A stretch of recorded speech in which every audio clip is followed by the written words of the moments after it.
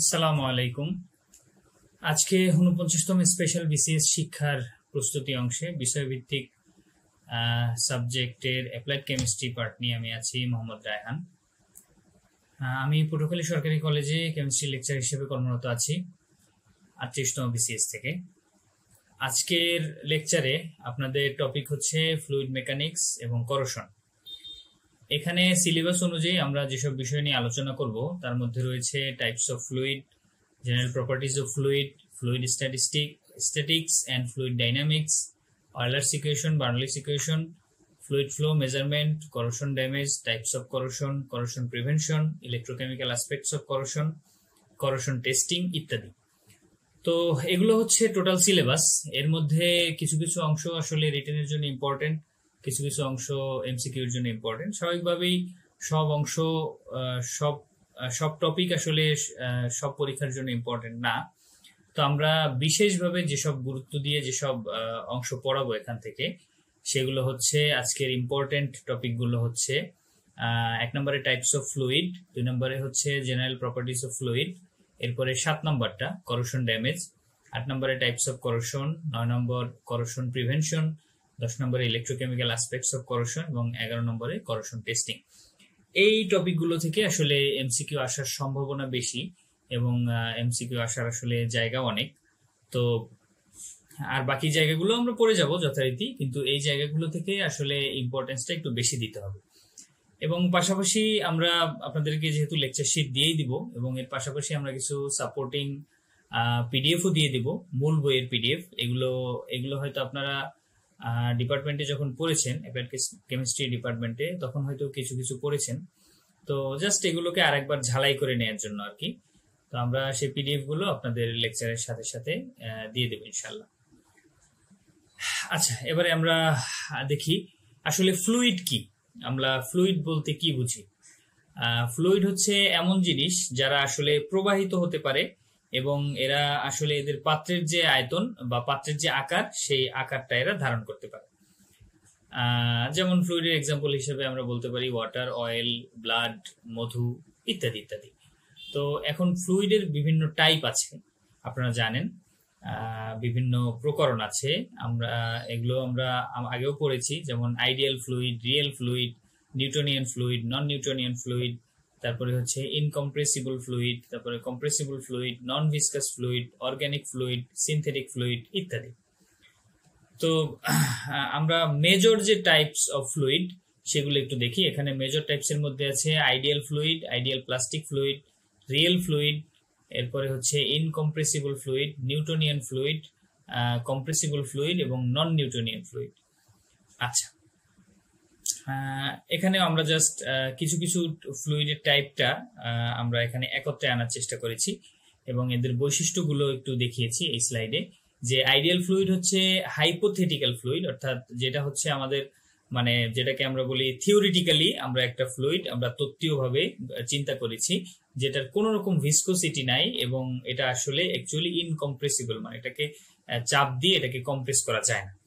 তো এবং এরা এনার্জি লুজ করে না।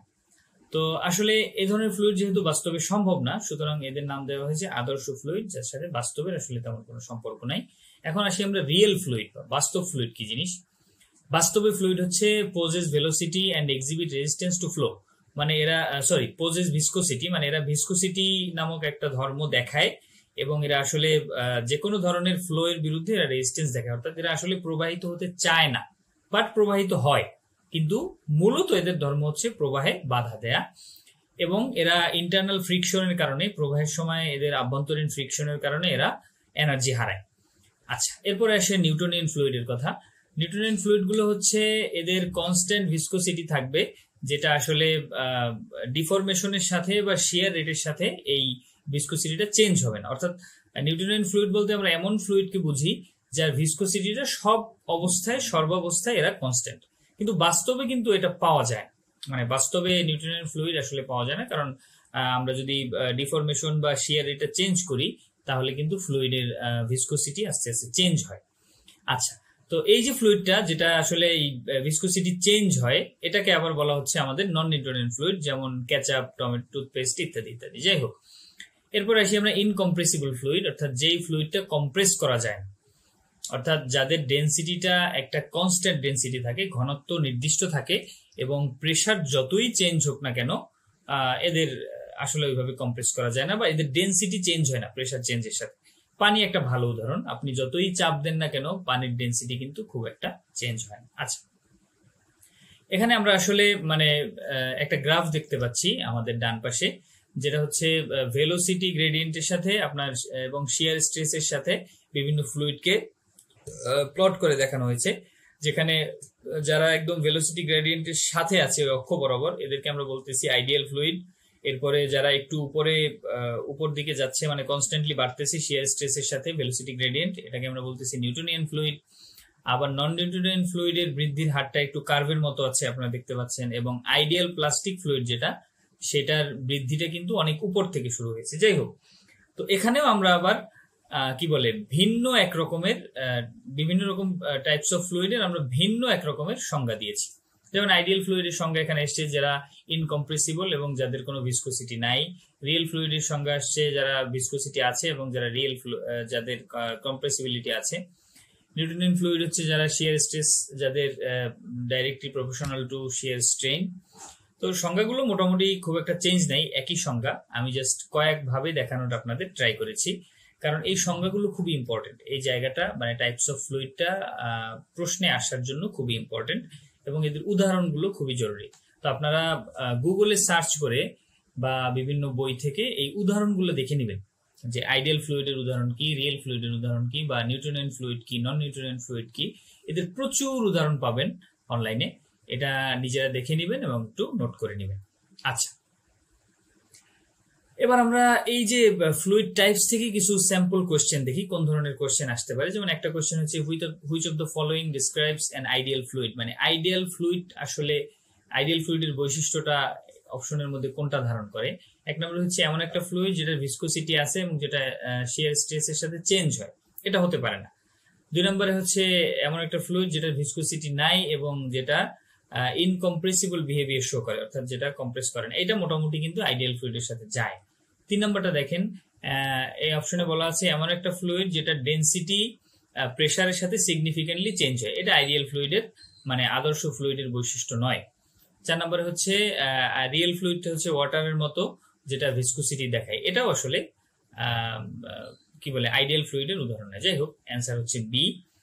দুই নম্বর প্রশ্ন দেখেন, what is the defining characteristic of a Newtonian fluid.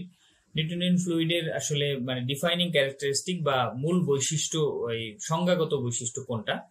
Newtonian fluid আমরা জানি যে এর ভিসকোসিটি আসলে শিয়ার স্ট্রেসের সাথে ভিসকোসিটি কনস্ট্যান্ট থাকে, চেঞ্জ হয় না। প্রথমটা আছে ইনক্রিজ হয়, দ্বিতীয় নম্বরটা আছে ডিক্রিজ হয়, তিন নম্বরটা আছে এটা সরাসরি শিয়ার স্ট্রেনের সাথে শিয়ার স্ট্রেস ডাইরেক্টলি প্রপোর্শনাল। তো আমাদের অ্যান্সার হবে আসলে সি নাম্বার। আচ্ছা, এরপরে আমরা পরবর্তী প্রশ্ন দেখি, which statement best describes a non Newtonian fluid, মানে নন নিউটনিয়ান ফ্লুইডের সংজ্ঞার সাথে আসলে কোন স্টেটমেন্টটা মিলে। এখানে প্রথমটায় বলা আছে যে ভিসকোসিটি কন্ডিশন যাই হোক না কেন ভিসকোসিটি কনস্ট্যান্ট থাকে, তারপরে শিয়ার স্ট্রেস সবসময় শিয়ার রেটের সাথে ডাইরেক্টলি প্রপোর্শনাল, এটা হচ্ছে কিন্তু নিউটনিয়ান ফ্লুইডের বৈশিষ্ট্য। দুই নম্বরটা হচ্ছে নিউটনিয়ান ফ্লুইডের বৈশিষ্ট্য, তারপরে এক নম্বর হচ্ছে আইডিয়াল ফ্লুইডের বৈশিষ্ট্য। আচ্ছা, আমরা সি নাম্বার দেখি। সি নাম্বারে বলা আছে ভিসকোসিটি আসলে অ্যাপ্লাইড স্ট্রেসের সাথে ডিপেন্ড করে, ভেরি করে, মানে অ্যাপ্লাইড স্ট্রেস যদি বাড়ে কমে তাহলে ভিসকোসিটিও বাড়ে কমে, এটাই অ্যাকচুয়ালি নন নিউটনিয়ান ফ্লুইডের বৈশিষ্ট্য বা সংজ্ঞা। আর ডি নাম্বারটা আসলে তো অ্যান্সার হয় না, কারণ এটা অলওয়েজ ইনকম্প্রেসিবল, এরকম কোনো শর্তের কথা বলা নেই। আচ্ছা, এবারে আমরা যদি চার নাম্বারটা দেখি, which type of fluid behaves like a solid under a certain yield stress is reached. Sorry, এখানে লাইনটি একটু ভেঙে গেছে, মানে যখন একটা নির্দিষ্ট একটা ইল্ড স্ট্রেসে পৌঁছায়, একটা স্ট্রেসের একটা নির্দিষ্ট মাত্রায় পৌঁছায়, তখন কোন ফ্লুইডটা আসলে সলিডের মতো কাজ করে। এখানে আইডিয়াল প্লাস্টিক ফ্লুইড, যেটাকে বিংহাম প্লাস্টিক বলা হয়, তো এই আইডিয়াল প্লাস্টিক ফ্লুইড যেটা, সেটা কিন্তু আপনার স্ট্রেসের সাথে স্ট্রেসের নির্দিষ্ট পর্যায়ে গেলে সে সলিডের মতো কাজ করে। আচ্ছা, এবং এদের একটা নির্দিষ্ট স্ট্রেস দরকার হয়, এরা ফ্লো করতে হলে বা এদের পরিবাহিত হতে হলে নির্দিষ্ট একটা স্ট্রেসের দরকার।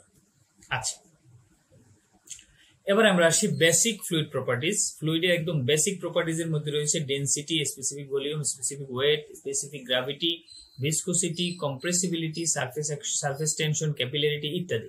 আমরা এগুলোর বাংলাগুলো সবাই জানি। ডেনসিটি মানে ঘনত্ব, স্পেসিফিক ভলিউম মানে আদর্শ কি বলে আয়তন, তারপরে স্পেসিফিক ওয়েট আমরা জানি, স্পেসিফিক গ্র্যাভিটি আমরা জানি, এরপরে ভিসকোসিটি মানে আমরা জানি। সবগুলোরই অর্থ আপনারা জানেন, শুধু সংজ্ঞাগুলো একটু দেখে নিতে হবে।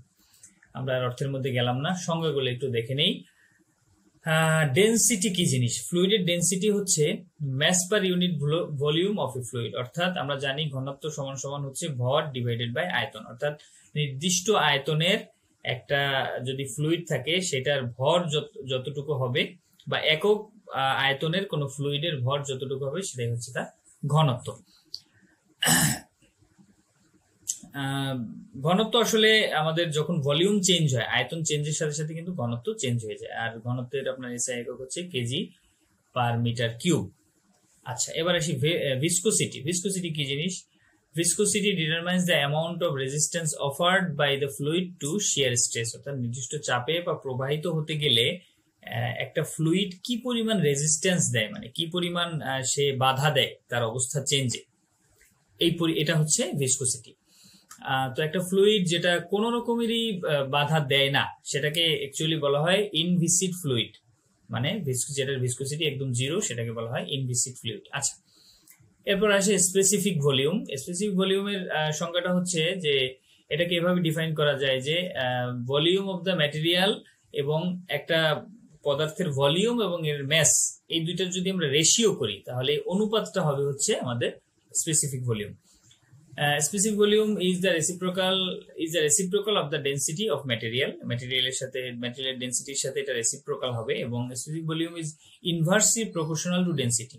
অর্থাৎ ডেনসিটি বাড়লে আমাদের বা ঘনত্ব বাড়লে স্পেসিফিক ভলিউম অবশ্যই কমবে, যেহেতু ইনভার্সলি প্রপোর্শনাল। আচ্ছা, এটার এসআই একক হচ্ছে কেজি, ঘনমিটার পার কেজি।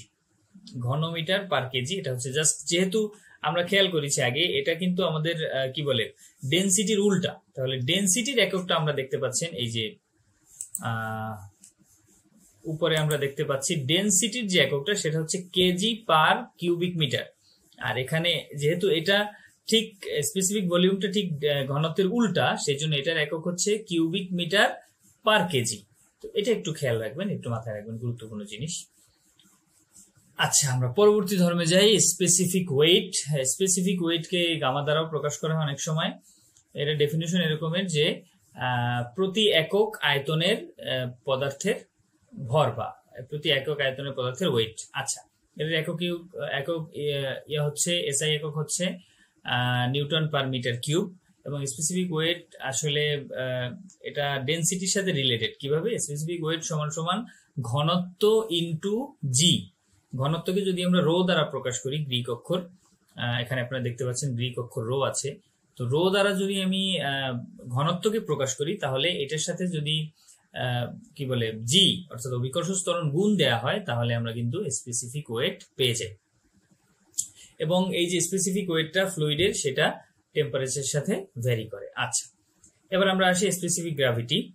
এটা হচ্ছে ratio of the specific wait of the given fluid two specific weight of standard fluid. অর্থাৎ নির্দিষ্ট একটা স্ট্যান্ডার্ড ফ্লুইড যদি আমরা ব্যবহার করি এবং আমরা যে ফ্লুইডটা ব্যবহার করতেছি সেটার সাথে অন্যটার স্পেসিফিক ওয়েটের যে রেশিও বা অনুপাত হবে সেটাকে আমরা বলতে পারি স্পেসিফিক গ্র্যাভিটি।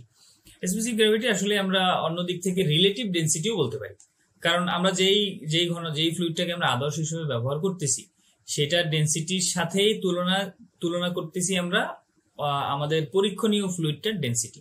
তাহলে এই দুইটা পরস্পর রিলেটিভ বা আপেক্ষিক ডেনসিটি। যাই হোক, এটাকে বড় হাতের এস দ্বারা প্রকাশ করা হয়, এবং যেহেতু এটা একটা অনুপাত, একই ধরনের দুইটা রাশির অনুপাত, সেজন্য এটাতে আপনার কোন রকমের একক নাই। আচ্ছা, এবার আসি আমরা সারফেস টেনশন। এটা হচ্ছে tendency of liquid surface two shrink in a minimum surface area. অর্থাৎ যে কোনো লিকুইড সারফেসে একটা টেন্ডেন্সি থাকে যে তার সারফেস এরিয়াটাকে কমায় ফেলার জন্য, মানে সে সবসময় একটা টান কাজ করে তার মধ্যে যে সারফেস এরিয়াটা কমায় ফেলা যায় কিনা, এই ব্যাপারটাকে বলা হয় সারফেস টেনশন। তো সারফেস টেনশন আমরা দেখতে পারি, আপনারা জানেন একদম ছোটবেলা থেকেই যে আমরা উদাহরণ করে আসছি যে এক ফোঁটা পানি যদি আমি রাখি তাহলে পানির ফোঁটাটা গোল হয় কেন? পানির ফোঁটাটা গোল হয় সারফেস টেনশনের কারণে, অর্থাৎ পানির উপরের অংশটা চায় যে তার জায়গাটা কমায় রাখতে, তো জায়গাটা কমায় রাখার জন্য সে যে টান প্রয়োগ করে, এই জন্য পানির ফোঁটাটা বেসিক্যালি গোল হয়, কখনোই 4 কোণা 3 কোণা ইত্যাদি হয় না। আচ্ছা, তো সারফেস টেনশন কি কারণে হয়? এটা মূলত আসলে লিকুইডের যে মলিকিউল গুলা, লিকুইডের অনুপরমাণু গুলা, সেগুলোর মধ্যে যে একটা কোহেসিভ আকর্ষণ, সেগুলোর মধ্যে একটা আকর্ষণ বল, এই আকর্ষণ বলটাই হচ্ছে সারফেস টেনশনটা ঘটায়। এবং এই সারফেস টেনশনের ফলেই আমরা দেখতে পাই যে ছোট ছোট যেসব পোকা আছে, যেমন মাকড়সা, পিঁপড়া, এরা কিন্তু পানির উপর দিয়ে হেঁটে যেতে পারে। অর্থাৎ পানির উপরে যখন এরা হাঁটে তখন মনে হয় একটা পর্দার উপরে হাঁটতেছে, সামান্য একটু ডেবে যায়, বাকি কিন্তু সব ঠিক থাকে। অথবা খুবই হালকা জিনিস যেমন আপনার সুই কিংবা ব্লেড, এগুলো কিন্তু আমরা পানির উপর ভাসায় রাখতে পারি, পানির উপর রেখে দিলে বেঁচে থাকে। এটা হচ্ছে সবটাই সারফেস টেনশনের কারণে। আচ্ছা, এরপরে ফ্লুইড প্রপার্টি আমরা দেখি কম্প্রেসিবিলিটি বা চাপে তার সংকোচন যোগ্যতা। এটা মূলত আসলে একটা ভলিউম চেঞ্জের একটা মেজারমেন্ট, অর্থাৎ একটা ফ্লুইড বা একটা সলিড এর উপরে আমি যদি প্রেসার দেই তাহলে সেটার ভলিউমটা কি পরিমাণ চেঞ্জ হয়, আদৌ কি চেঞ্জ হয় নাকি কম চেঞ্জ হয় নাকি বেশি চেঞ্জ হয়, এই যে ধর্মটা, এটাকে বলা হয় কম্প্রেসিবিলিটি। আচ্ছা, ক্যাপিলারিটির অন্য নাম হচ্ছে ক্যাপিলারি অ্যাকশন, এটা ক্যাপিলারি অ্যাকশন নামে আমরা চিনি। যাই হোক, তো এটার অর্থ হচ্ছে এমন একটা ফেনোমেনা যেখানে আসলে যদি আমরা কোনো ন্যারো টিউবের মধ্য দিয়ে যদি লিকুইড ক্রিয়া করি তাহলে লিকুইডটা সাধারণত গ্র্যাভিটির এগেইনস্টে গিয়ে কিছুটা উঠে যায়, উপরে উঠে যায়। আমরা যদি খুবই সূক্ষ্ম নল ব্যবহার করি তাহলে দেখতে পাবো যে গ্র্যাভিটিকে অগ্রাহ্য করে কিছু পরিমাণ পানি তরল একদম ওই সূক্ষ্ম কৈশিক নলের মধ্য দিয়ে উপরে উঠে যায়, অনেকখানি উপরে উঠে যায়। এটা মূলত উঠে যায় এদের পরমাণুগুলার ইন্টারমলিকুলার ফোর্সের কারণে, তাদের আন্তঃআণবিক আকর্ষণ বলের কারণে এরা গ্র্যাভিটিকে, যেহেতু আয়তনে মানে জায়গায় কম থাকে, একটা সূক্ষ্ম টিউবের মধ্যে যেহেতু জায়গা কম থাকে, তো তারা ওইখানে আণবিক বলের টানের কারণে পানিটাকে অনেক বেশি উপরে তুলে ফেলতে পারে। আচ্ছা,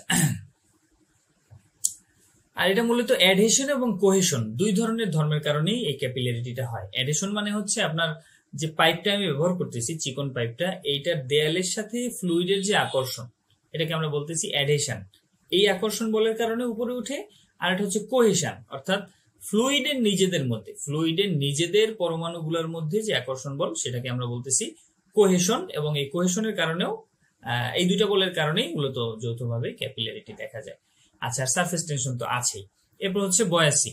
বয়ান্সি মানে হচ্ছে একটা ফ্লুইডের মধ্যে যদি আমি কোনো একটা জিনিস ডুবিয়ে রাখি, একটা জিনিস যদি ডুবিয়ে রাখতে যাই তাহলে ফ্লুইডটা ওই জিনিসটাকে যেভাবে ঠেলা দেয় উপরের দিকে, অর্থাৎ এটাকে যে ভাসিয়ে ফেলতে চায়, এই ধর্মটাকে বলা হয় বয়ান্সি। আচ্ছা, যাই হোক, আমরা এরপরে পরবর্তী অংশে যাই।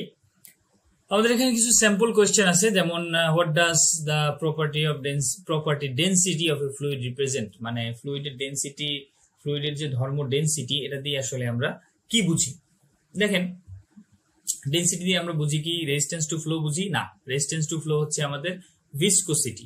আচ্ছা, মাস পার ইউনিট ভলিউম, এটা ঠিক আছে, কারণ প্রতি একক আয়তনে কোনো লিকুইডের বা কোনো পদার্থের যেই ভর আছে বা যেই পরিমাণ বস্তু আছে সেটাকে বলা হয় তার ঘনত্ব। আচ্ছা, 3 নম্বরে কি ratio of viscosity to compressibility, এটাও না, 4 নম্বর তো আসেই না। আচ্ছা, যাই হোক, তাহলে আমাদের অ্যান্সার হচ্ছে বি, এবং ডেনসিটির একক হচ্ছে আমাদের কেজি পার মিটার কিউব। আচ্ছা, 6 নম্বরে দেখেন, which property describes a fluid's resistance to deformation or flow due to internal friction. এখানেও লাইনটি একটু ভেঙে গেছে, আমি দুঃখিত।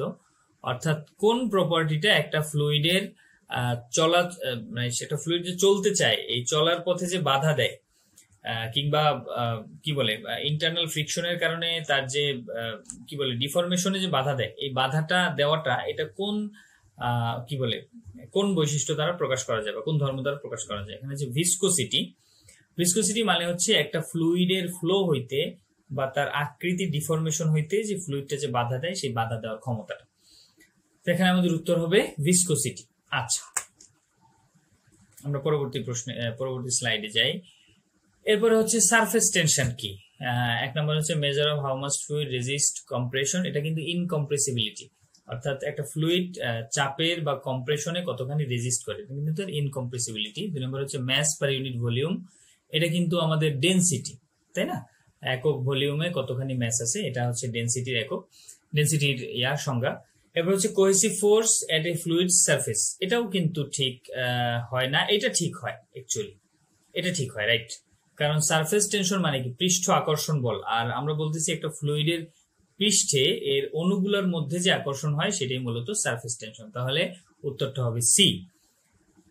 আচ্ছা, এবারে আমরা 8 নাম্বার দেখি, which property refers to how much a fluid can withstand pressure, এটা ফ্লুইড কতখানি প্রেসার বা কতখানি চাপ সহ্য করতে পারে, সেটা কোন প্রপার্টি বা কোন ধর্ম দেখায়, আপনারা অবশ্যই ইজিলি পেরে গেছেন, এটা হবে কম্প্রেসিবিলিটি, অর্থাৎ ফ্লুইডের কম্প্রেসিবিলিটি মানে বোঝায় যে একটা ফ্লুইড কতখানি চাপ উইথস্ট্যান্ড করতে পারে বা সহ্য করতে পারে। আচ্ছা, এবার আমরা আসি, what is the specific gravity of a fluid, ফ্লুইডের স্পেসিফিক গ্র্যাভিটি কাকে বলে, এখান থেকে উত্তরটা আপনারা খুঁজে বের করে নেবেন। স্পেসিফিক গ্র্যাভিটি মানে হচ্ছে ফ্লুইডের ডেনসিটি এবং ডেনসিটির সাথে একটা নির্দিষ্ট একটা রেফারেন্স সাবস্টেন্সের ডেনসিটি, অর্থাৎ আমরা যে ফ্লুইডটা ব্যবহার করতে যাচ্ছি সেইটার ঘনত্ব এবং একটা রেফারেন্স ফ্লুইডের ঘনত্ব, মানে আমরা আদর্শ হিসেবে একটা ফ্লুইড ধরে নিছি, সেইটার সাপেক্ষে আমার যে ফ্লুইডটা আমি ব্যবহার করতেছি সেইটার দুইটার অনুপাত, এই দুইটার ঘনত্বের অনুপাত হচ্ছে আমাদের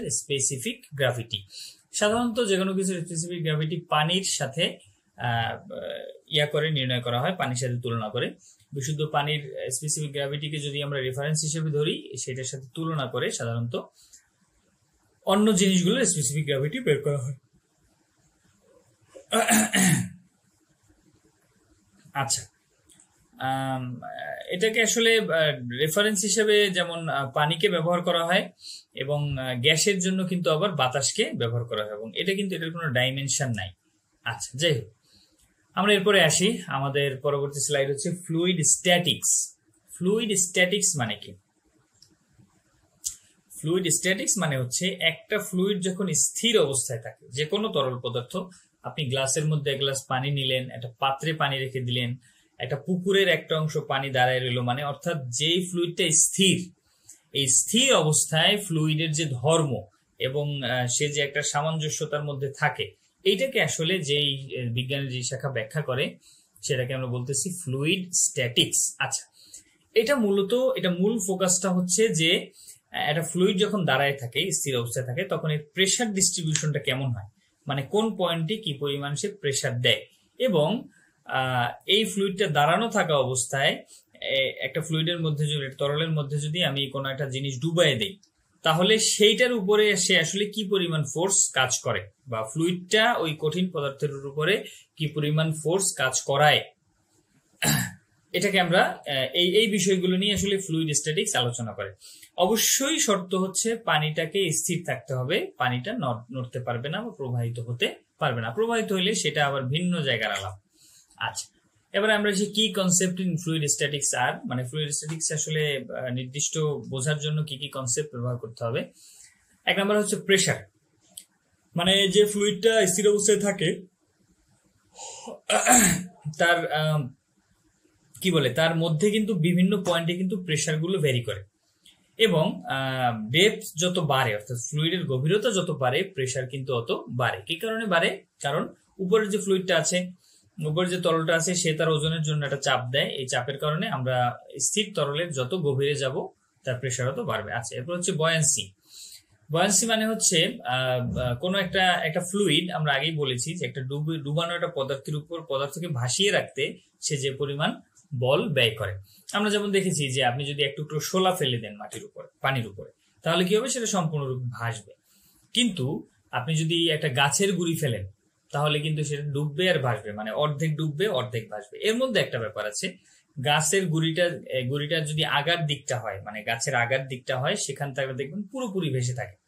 আবার গাছের গোড়ার দিকটা যদি হয় পানির মধ্যে, তাহলে সেটা দেখবেন যে প্রায় ডুবে ডুবে থাকে। এটার কারণ কি? এটার কারণ হচ্ছে গাছের যে আগার দিকটা, সেই জায়গাটা কারণ সাধারণত ঘনত্ব কম হয়, আর গাছের যে গোড়ার দিকটা, সেই জায়গাটার ঘনত্ব আসলে সাধারণত বেশি হয়, এবং ওখানে নানান রকম রেজিন টেজিন জমা হয়, কাঠটা অনেক ভারী হয়, যে কারণে দেখা গেছে বয়ান্সির এই পার্থক্যটা দেখা যায়। একই গাছের গোড়ার দিকটা ডুবু ডুবু থাকে পানির মধ্যে, আগার দিকটা একটু ভাসতে থাকে। যাই হোক, তো এটাকে আমরা কি বলতেছি, যে এটা হচ্ছে equal to the weight of the fluid displaced by the subject. অর্থাৎ একটা ফ্লুইডকে যদি আমি একটা কঠিন পদার্থকে যদি আমি পানির মধ্যে ডুবাই, তাহলে এটা কতটুকু ভাসবে এটা ডিপেন্ড করতেছে ওই পদার্থটা কতখানি পানি সরাই ফেলতেছে তার নিজের জায়গা থেকে, ঠিক আছে। এবং এরকম একটা ব্যাখ্যা আপনারা পড়েছেন ছোটবেলায়, যে আসলে লোহার টুকরা পানিতে ডুবে যায় কিন্তু একটা জাহাজ বিরাট সে পানিতে কেন ভাসে, কারণ হচ্ছে জাহাজ বিরাট ঠিক আছে, কিন্তু তার তলাটা এমন ভাবে বানানো যে সে পানির উপর চাপ প্রয়োগ করে তার নিজস্ব যে ওয়েট তার থেকে অনেক বেশি ওয়েটের পানি সে পাশে সরাই দিতে পারে। এই সরাই দেওয়ার ক্ষমতার কারণে সে ভেসে থাকে। আচ্ছা, এবার আসি আমাদের প্যাসকেলস প্রিন্সিপাল। এটা আমাদের বলতেছে যে একটা কনফাইন্ড ফ্লুইডের উপরে যতখানি প্রেসার অ্যাপ্লাই করা হয়, এটা আসলে ফ্লুইডের প্রত্যেকটা পয়েন্টের সাথে সে ইকুয়ালি ট্রান্সমিট হয়ে যায়। অর্থাৎ প্যাসকেলের থিওরি অনুযায়ী একটা ফ্লুইড যদি আটকানো অবস্থায় থাকে, যেমন ধরেন একটা সিরিঞ্জের মধ্যে আমরা কতখানি পানি নিলাম, একটা ফ্লুইড সে কনফাইন্ড অবস্থায় আছে। এখন যদি আমরা সিরিঞ্জের যে হ্যান্ডেলটাকে যদি চাপ দিয়ে নিচের দিকে নামাই, মানে ফ্লুইডের উপরে যদি আমি প্রেসার ক্রিয়েট করি এবং সিরিঞ্জের মাথাটা যদি বন্ধ থাকে, তাহলে কি হবে, এখানে প্যাসকেলের থিওরি অনুযায়ী আমরা যে চাপটা উপর থেকে দিচ্ছি সেটা সমস্ত ফ্লুইডটার উপরে সমানভাবে ছড়িয়ে যাবে। আচ্ছা, এটা হচ্ছে ফ্লুইডের মধ্য থেকে চাপ পরিবহনের একটা বিষয়। এরপর আমরা দেখি হাইড্রোস্ট্যাটিক প্রেসার। হাইড্রোস্ট্যাটিক প্রেসার হচ্ছে একটা ফ্লুইড যেটা স্থির অবস্থায় দাঁড়ানো আছে, সেটা গ্র্যাভিটির কারণে বা আপনার কি বলে গ্র্যাভিটি বা মধ্যাকর্ষণের কারণে বা অভিকর্ষ ত্বরণের কারণে সে যেই প্রেসারটা ফিল করে, এটা হচ্ছে হাইড্রোস্ট্যাটিক প্রেসার। এটা মোটামুটি ফ্লুইডের ডেনসিটির সাথে আপনার প্রপোর্শনাল, অর্থাৎ সমানুপাতিক। মানে যদি ফ্লুইডের ডেনসিটি বাড়ে, ঘনত্ব বাড়ে, তাহলে তার হাইড্রোস্ট্যাটিক প্রেসার অবশ্যই বাড়বে। আচ্ছা, গেল এ পর্যায়ে সর্বশেষ ফ্লুইড স্ট্যাটিক্স নিয়ে আমাদের চিন্তার বিষয় হচ্ছে ম্যানোমিটার। অর্থাৎ ম্যানোমিটার যেটা এখানে প্রেসার মাপা হয়, সেখানে কি করা হয়, আসলে প্রেসার ডিফারেন্সটা মাপা হয়, আগের প্রেসারটা কত, পরের প্রেসারটা কত। এবং এটা কিভাবে মাপা হয়, একটা ফ্লুইড কলাম থাকে ভিতরে, এই ফ্লুইড কলামটার ওজনটাকে ব্যালেন্স করে, মানে ওজনটাকে সমান করে, এর মাধ্যমে আসলে কি পরিমাণ প্রেসার ডিফারেন্স আছে সেটা আমরা বের করতে পারি। আচ্ছা, এ পর্যায়ে আমরা ফ্লুইড ডাইনামিক্স নিয়ে আলোচনা করব। ফ্লুইড ডাইনামিক্স হচ্ছে ফ্লুইড এবং গ্যাসটা আসলে কিভাবে মুভ করে। মানে এরা যখন আগের চ্যাপ্টারে আমরা দেখেছি যে ফ্লুইড যখন স্থির থাকে তখন তারা কিভাবে আচরণ করে, অর্থাৎ তখন তারা প্রেসারের এগেইনস্টে বা কিরকমের ধর্ম দেখায়, কিংবা তারা কি পরিমাণ প্রেসার নিজেরা ক্রিয়েট করে, এটা আমরা আগের চ্যাপ্টারে দেখেছি। এবারে ফ্লুইড ডাইনামিক্সে আমরা দেখবো হচ্ছে কিভাবে ফ্লুইডটা যখন মুভ করে তখন আসলে তারা কিরকমের আচরণ করে। তো এটা আসলে ফ্লুইড মেকানিক্স এর একটা চ্যাপ্টার, যেখানে মূলত ফ্লুইডের বা গ্যাসের হচ্ছে মোশন নিয়ে বা গতি নিয়ে আলোচনা করা হয়। এখানে আসলে আমাদের শরীরের ব্লাড ফ্লো থেকে শুরু করে একদম একটা প্লেনের পাখার পাশে যে বাতাসের যে মুভমেন্ট, এটা সহকারে সবকিছুই আর কি এটার আলোচনার মধ্যে আসে। আমরা লেকচারের পাশে ছবিতে দেখতে পাচ্ছি যে একটা প্লেনের পাখার পাশ দিয়ে কিভাবে বাতাসটা মুভ করতেছে। তো এই যাবতীয় অর্থাৎ যে কোনো গ্যাস বা লিকুইডের গতিশীল অবস্থার যাবতীয় ধর্ম আলোচনা করবে হচ্ছে ফ্লুইড ডাইনামিক্স।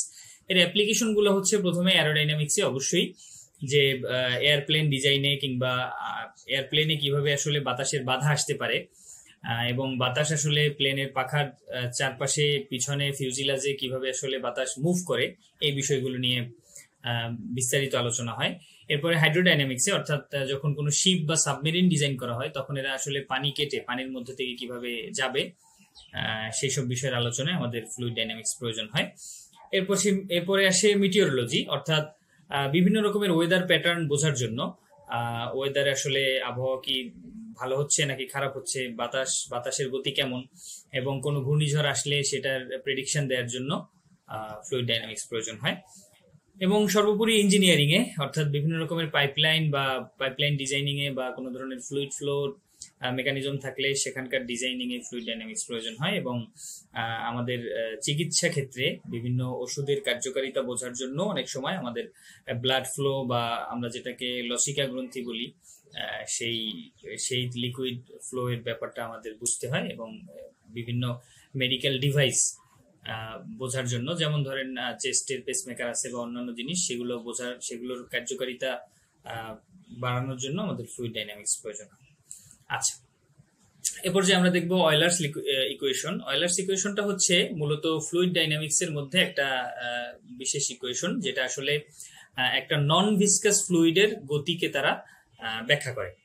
এটার সাথে প্রেসার, ভেলোসিটি এবং এলিভেশনও জড়িত থাকতে পারে। এটা মূলত অয়েলার্স ইকুয়েশনের মূল প্রতিপাদ্যটা হচ্ছে যে total mechanical energy per unit mass remains constant along a streamline or in an ideal fluid flow। অর্থাৎ আইডিয়াল ফ্লুইড ফ্লো যখন হয় তখন এটার ক্ষেত্রে টোটাল মেকানিক্যাল এনার্জিটা, মানে প্রতি ইউনিট, প্রতি একক ভরের ক্ষেত্রে টোটাল যে আমাদের মেকানিক্যাল এনার্জি, এটা মোটামুটি কনস্ট্যান্ট থাকবে আর কি। আচ্ছা, তো এটার অ্যাপ্লিকেশন কি কি আছে? অ্যাপ্লিকেশন আছে হচ্ছে আমাদের পাইপের মধ্য থেকে যখন কোনো ফ্লুইডের হয়, কি বলে, চলাচল হয়, তখন সেটার ক্ষেত্রে এটার অ্যাপ্লিকেশন আছে খুব গুরুত্বপূর্ণ।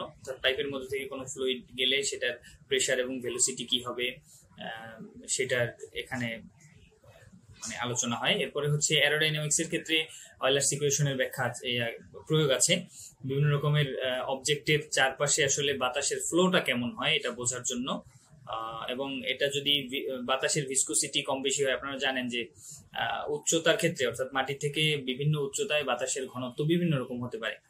তো এই বিভিন্ন উচ্চতায় আসলে অ্যারোডাইনামিক্স কি রকমের হয় এটা বোঝার জন্য অয়েলার্স ইকুয়েশন প্রয়োজন। এবং ওয়াটার ফ্লো, অর্থাৎ নদীর মধ্যে বা বিভিন্ন পানির মুভমেন্টটা বোঝার জন্য এবং এটাকে মডেলিং করার জন্য, আমরা যদি কোনো ব্রিজ তৈরি করতে যাই কিংবা কোনো টানেল তৈরি করতে যাই, কিংবা যদি কৃত্রিম নদী তৈরি করে নদীর গতিপথও চেঞ্জ করতে যাই, সেসব ক্ষেত্রে আমাদের ওয়াটার ফ্লোটা বোঝার জন্য অয়েলার্স ইকুয়েশন প্রয়োজন।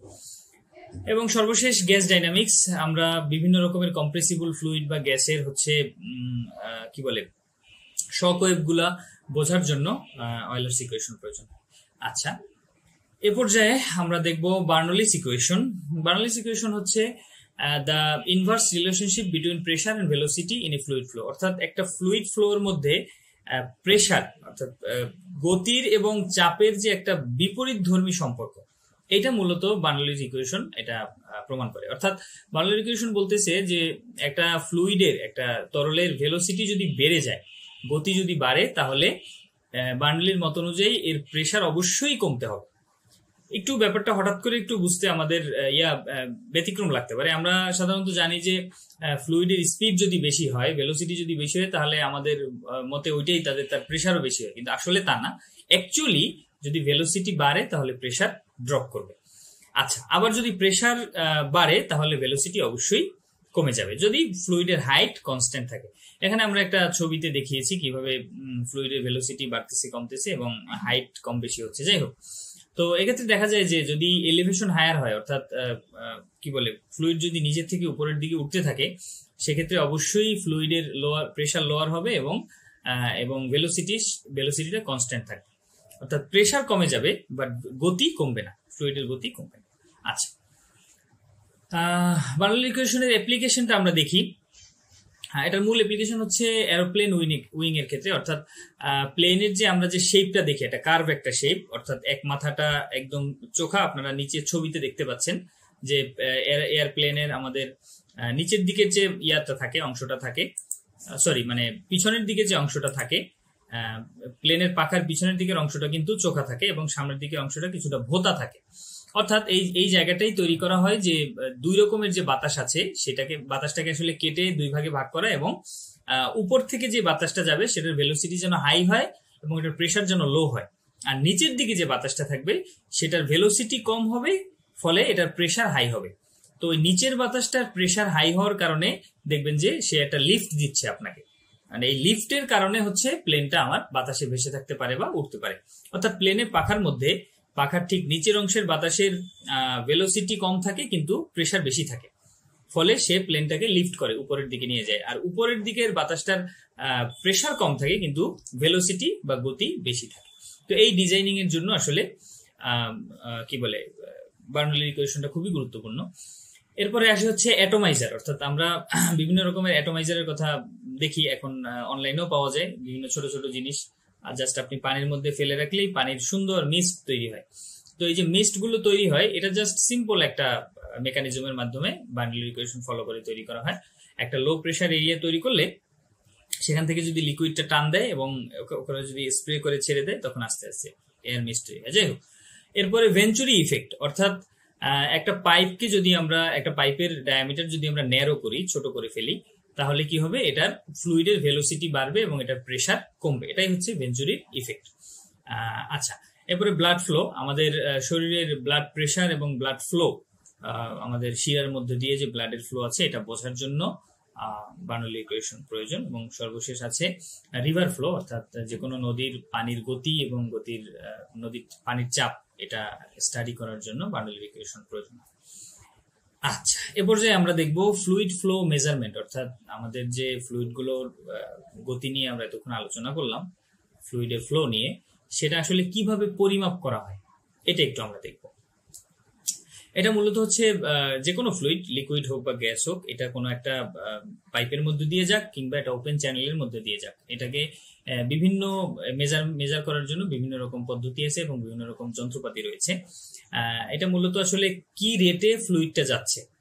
তো এই রেটটা আবার দুইটা হিসাব করা হয়, দুইটা প্যারামিটারে। একটা হচ্ছে কি পরিমাণ ভলিউম, অর্থাৎ যতখানি ফ্লুইড পাস হচ্ছে সেটার ভলিউম কত, আয়তনের দিক থেকে হিসাব করা হয়, অথবা যতখানি ফ্লুইড পাস হইতেছে সেটার ম্যাস কত, সেটার ভর কত, অর্থাৎ ভলিউম ফ্লো রেট অথবা ম্যাস ফ্লো রেটের দুই রকমের হিসাব করা হয়। তো ভলিউম ফ্লো রেটের ক্ষেত্রে একটা নির্দিষ্ট পয়েন্টে পয়েন্ট থেকে কত পরিমাণ কতখানি ভলিউম লিকুইড বা গ্যাস আমার পাস হইলো, এটা নির্দিষ্ট টাইম অনুযায়ী সেটা হিসাব করা হয়। যেমন এটার একক হচ্ছে লিটার পার আওয়ার কিংবা cubic metre per hour, cubic centimetre per hour, এরকমের নানা নিয়েতে হিসাব করা হয়। আচ্ছা, আর ম্যাস ফ্লো রেট হচ্ছে কি পরিমাণ ম্যাস বা কি পরিমাণ ভর, কি পরিমাণ পদার্থ একটা নির্দিষ্ট পয়েন্ট থেকে পাস হয়ে গেল, এটাকে আমরা কিলোগ্রাম পার সেকেন্ড বা পাউন্ড পার আওয়ার এইসব এককে আমরা মেজার করে থাকি।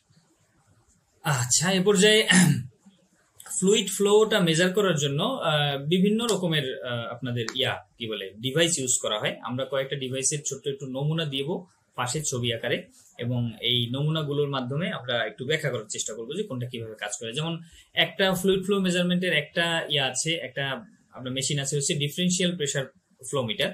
অর্থাৎ এই মিটারগুলো হচ্ছে আপনার দুইটা এরিয়ার মধ্যে, মানে একটা ফ্লুইডের একটা পাইপের মধ্যে আপনারা দেখতে পাচ্ছেন এখানে ছোট্ট একটা ব্যারিয়ারের মতো করে দেয়া আছে। তো এই ব্যারিয়ারের এই প্রান্তে এবং এই প্রান্তে, অর্থাৎ ব্যারিয়ারের এই পাশে এবং এই পাশে যে প্রেসার ড্রপটা হয়, সেই প্রেসার ড্রপটা হিসাব করার মাধ্যমে সে লিকুইডের ফ্লোটা বের করে। আচ্ছা, এরপরে হচ্ছে কোরিওলিস ফ্লো মিটার। এই ফ্লো মিটারটা হচ্ছে সরাসরি ফ্লো রেটটা বের করে। কিভাবে?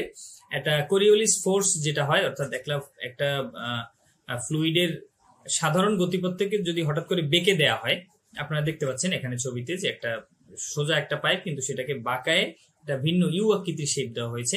তো ইউ শেপের মধ্যে দিয়ে যাওয়ার সময় এটার ফ্লো রেটটা কতটুকু চেঞ্জ হচ্ছে, এটা মেজার করার মাধ্যমে কোরিওলিস ফ্লো রেট হিসাব করা হয়।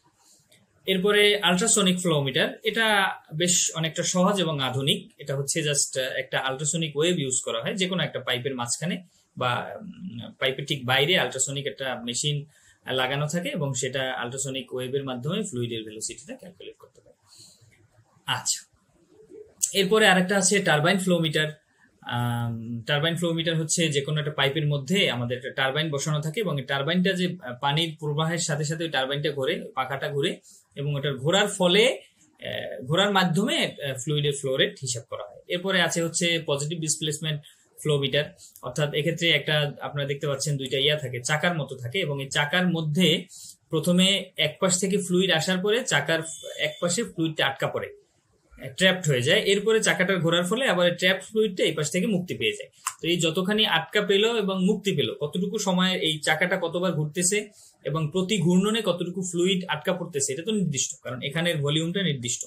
তাহলে এতটুকু ভলিউম ফ্লুইড আমার এই সময়ের মধ্যে পাস হয়ে যাচ্ছে, এইটা হিসাব করার মাধ্যমে আমাদের ফ্লো রেট হিসাব করা হয়। আচ্ছা, তো ফ্লুইড ফ্লো মেজারমেন্টের এরকমের আরো অনেকগুলো ইনস্ট্রুমেন্ট রয়েছে, শুধু একটা দুইটা না। আমি এখানে সামান্য কয়েকটা নমুনা দেখালাম।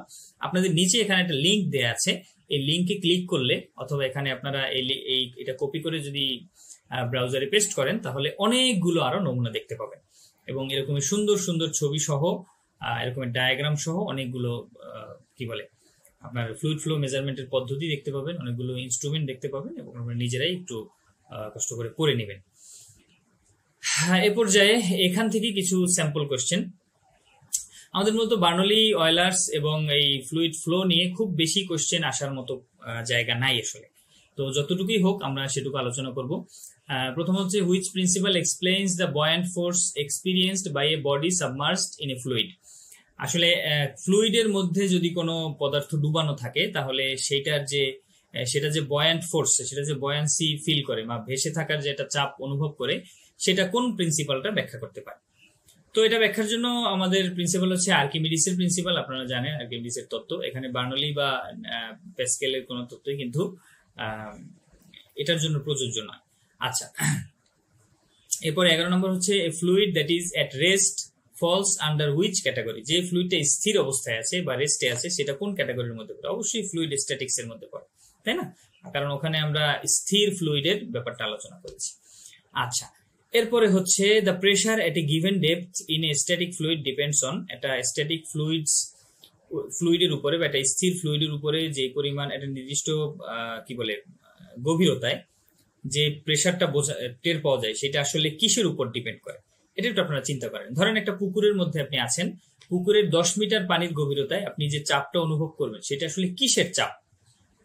এটা কি ফ্লুইডের ভলিউম, মানে আপনার মাথার উপরে যে ফ্লুইডটা আছে সেটার আয়তন, কিংবা আপনি যে কন্টেইনারের মধ্যে আছেন সেটার শেপের উপর ডিপেন্ড করবে, নাকি ফ্লুইডের গভীরতা এবং এটার ঘনত্বের উপর ডিপেন্ড করবে, কিংবা ফ্লুইডের টোটাল ম্যাসের উপর ডিপেন্ড করবে? আপনি একটু চিন্তা করেন এবং নিজেরা চিন্তা করে একটু উত্তর দেওয়ার ট্রাই করেন। এটার উত্তরটা আমি পরবর্তী পৃষ্ঠায় রেখেছি ইচ্ছা করেই। এটা নিয়ে একটু ভাবতে হবে এবং ভেবে চিন্তে আপনারা নিজেরাই উত্তর দেওয়ার ট্রাই করবেন। এখানে অ্যান্সার হচ্ছে সি, অর্থাৎ একটা স্ট্যাটিক ফ্লুইড, একটা ফ্লুইড যখন স্থির থাকে তখন সেটার চাপটা সম্পূর্ণরূপে নির্ভর করে কতখানি গভীরতা আছে এবং ওই ফ্লুইডের ডেনসিটি কত, এটার উপর। কন্টেইনারের শেপ যাই হোক কিংবা এয়ার প্রেসার যাই হোক। আচ্ছা, এ পর্যায়ে আমাদের প্রশ্ন হচ্ছে, under which condition is Bernoulli's equation valid? কোন কন্ডিশনের আন্ডারে বার্নলির ইকুয়েশনটা ভ্যালিড, মানে বার্নলির ইকুয়েশনের ক্ষেত্রে যে শর্তগুলো ছিল সেই শর্তগুলো কি কি? 1 নম্বরে ছিল হচ্ছে কম্প্রেসিবল টার্বুলেন্ট ফ্লুইড, 2 নম্বরে হচ্ছে steady ইনভিসিভ compressible and irrational flow, 3 নম্বরে হচ্ছে রোটেশনাল অ্যান্ড ভিসকাস ফ্লো, 4 নম্বরে হচ্ছে ট্রানজিয়েন্ট টার্বুলেন্ট ফ্লো।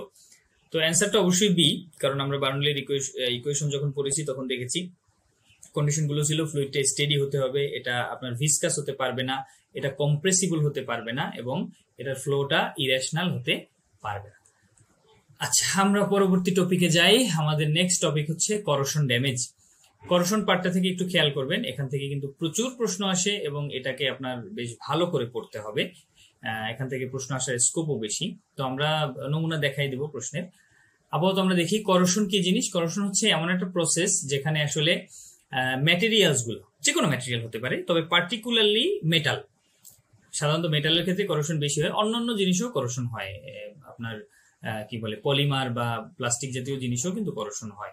যাই হোক, তো এটা যখন তাদের এনভায়রনমেন্টের সাথে রিয়াক্ট করে তখন এদের ক্ষয় হয়। তো এই যে ক্ষয়টা, এই ক্ষয়টাকে বলতেছি আমরা করোশন, এবং এই ক্ষয়ের ফলে যে ক্ষতিটা হয়, ম্যাটেরিয়ালের যে ক্ষতিটা হয়, সেটাকে বলতেছি আমরা করোশন ড্যামেজ।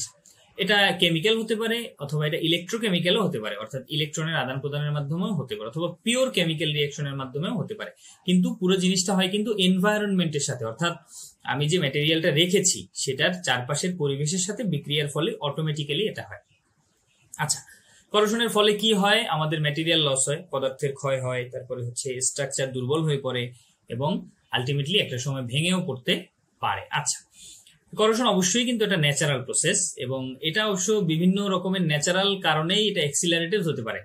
যেমন আপনি একটা লোহার টুকরো ফেলে রাখলেন, সেটা যদি মরুভূমিতে ফেলে রাখেন তাহলে কিন্তু সেখানে আপনার ওটা জং ধরতে বা ক্ষয় হতে কিন্তু অনেক লম্বা সময় লাগবে। মোটামুটি প্রিজার্ভড অবস্থায় আপনি 30-40 বছর পরেও পাবেন। কিন্তু সেটাই যদি আপনি বাংলাদেশের মতো আমাদের এরকম ভিজা আবহাওয়ায় রাখেন, এই পরিবেশে রাখেন, তাহলে কি হবে? 2-1 বছরের মধ্যেই জং টং ধরে একদম শেষ হয়ে যাবে। তো এটা মূলত এক্সপোজার টু ময়েশ্চার, ময়েশ্চারের প্রতি এক্সপোজার কতখানি, অক্সিজেনের প্রতি এক্সপোজার কতখানি, কিংবা অন্যান্য যে ক্ষয়কারী সাবস্টেন্স আছে পরিবেশে, বিভিন্ন রকম ক্ষার হতে পারে, লবণ হতে পারে, এদের সাথে আমার ওই ম্যাটেরিয়ালটা কতখানি ইন্টারাকশনের সুযোগ পাচ্ছে সেটার উপর ডিপেন্ড করে এর করোশনের গতি কম হবে নাকি বেশি হবে। আচ্ছা, এবং করোশনের কিন্তু বিভিন্ন রকম ফর্ম আছে। এটা রাস্ট হতে পারে, মানে কি বলে জং হতে পারে, এরপরে পিটিং অর্থাৎ গর্ত গর্ত হয়ে যেতে পারে, ক্র্যাকিং হতে পারে, মেটালের ক্ষেত্রে মেটালের জোড়ার মধ্যে ভাঙন দেখা দিতে পারে, কিংবা একদম সলিড মেটালের মধ্যেও ভাঙন দিতে পারে। আচ্ছা, করোশন সাধারণত ইলেকট্রোকেমিক্যাল প্রসেস, বিশেষ করে মেটালের ক্ষেত্রে, অর্থাৎ এখানে ইলেকট্রনের আদান প্রদান হয় এবং এটা ইলেকট্রোকেমিক্যাল রিয়াকশন হয়। এখানে একটা গ্রুপ ইলেকট্রন লস করে অর্থাৎ অক্সিডেশন হয়, এবং এই ইলেকট্রনটা আবার অন্য একটা অংশে গিয়ে যুক্ত হয়। যাই হোক, এবং এই রিয়াকশনটা পুরোটাই ঘটে কিন্তু পরিবেশের সাথে বিক্রিয়ার ফলে। আচ্ছা, আমরা পরবর্তী স্লাইড দেখি। করোশনের আসলে টাইপ কি? অনেক রকমের করোশন আছে, আমরা সেটাকে একটু কয়েকটা ক্যাটাগরির মধ্যে আনার ট্রাই করেছি। এক নম্বরে হচ্ছে আপনার ইউনিফর্ম করোশন বা জেনারেল করোশন, অর্থাৎ যেই করোশনটা এই যে সারফেসে বা যে এলাকায় করোশনটা হচ্ছে সেই পুরো জায়গাটা যদি সমানভাবে ছড়ানো থাকে, এটাকে বলা হয় ইউনিফর্ম করোশন। তো এটা সহজেই কিন্তু ডিটেক্ট করা যায়, সহজেই ধরে ফেলা যায় যে এখানে এখানে করোশন হয়েছে।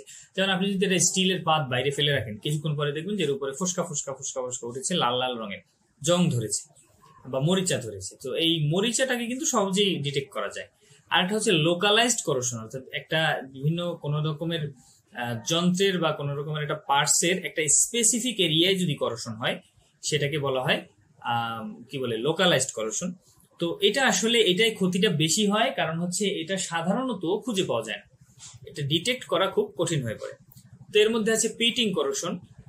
পিটিং করোশনের মধ্যে হচ্ছে আপনার, আচ্ছা আমরা পিটিং করোশনের কথা বলছিলাম। পিটিং করোশনের ক্ষেত্রে হয় কি, ছোট ছোট বিভিন্ন জায়গায় ছোট ছোট গর্তের তৈরি হয়, এবং এই গর্তগুলো আসলে বাইরে থেকে খুব ছোট দেখায়, কিন্তু ভিতরে হয় কি, ভিতরে বড় আকারের একটা গর্ত হয়ে যায়, ভিতরে ভিতরে করোশন হতে থাকে, এবং এটা বাইরে থেকে আসলে ডিটেক্ট করাও মুশকিল হয়ে যায় যতক্ষণ না পর্যন্ত একটা বড় অংশ ক্ষয় হয়ে যায় এবং আলটিমেটলি ভেঙে পড়ে। যাই হোক, তো এরপরে হচ্ছে আমাদের ক্রেভিক করোশন।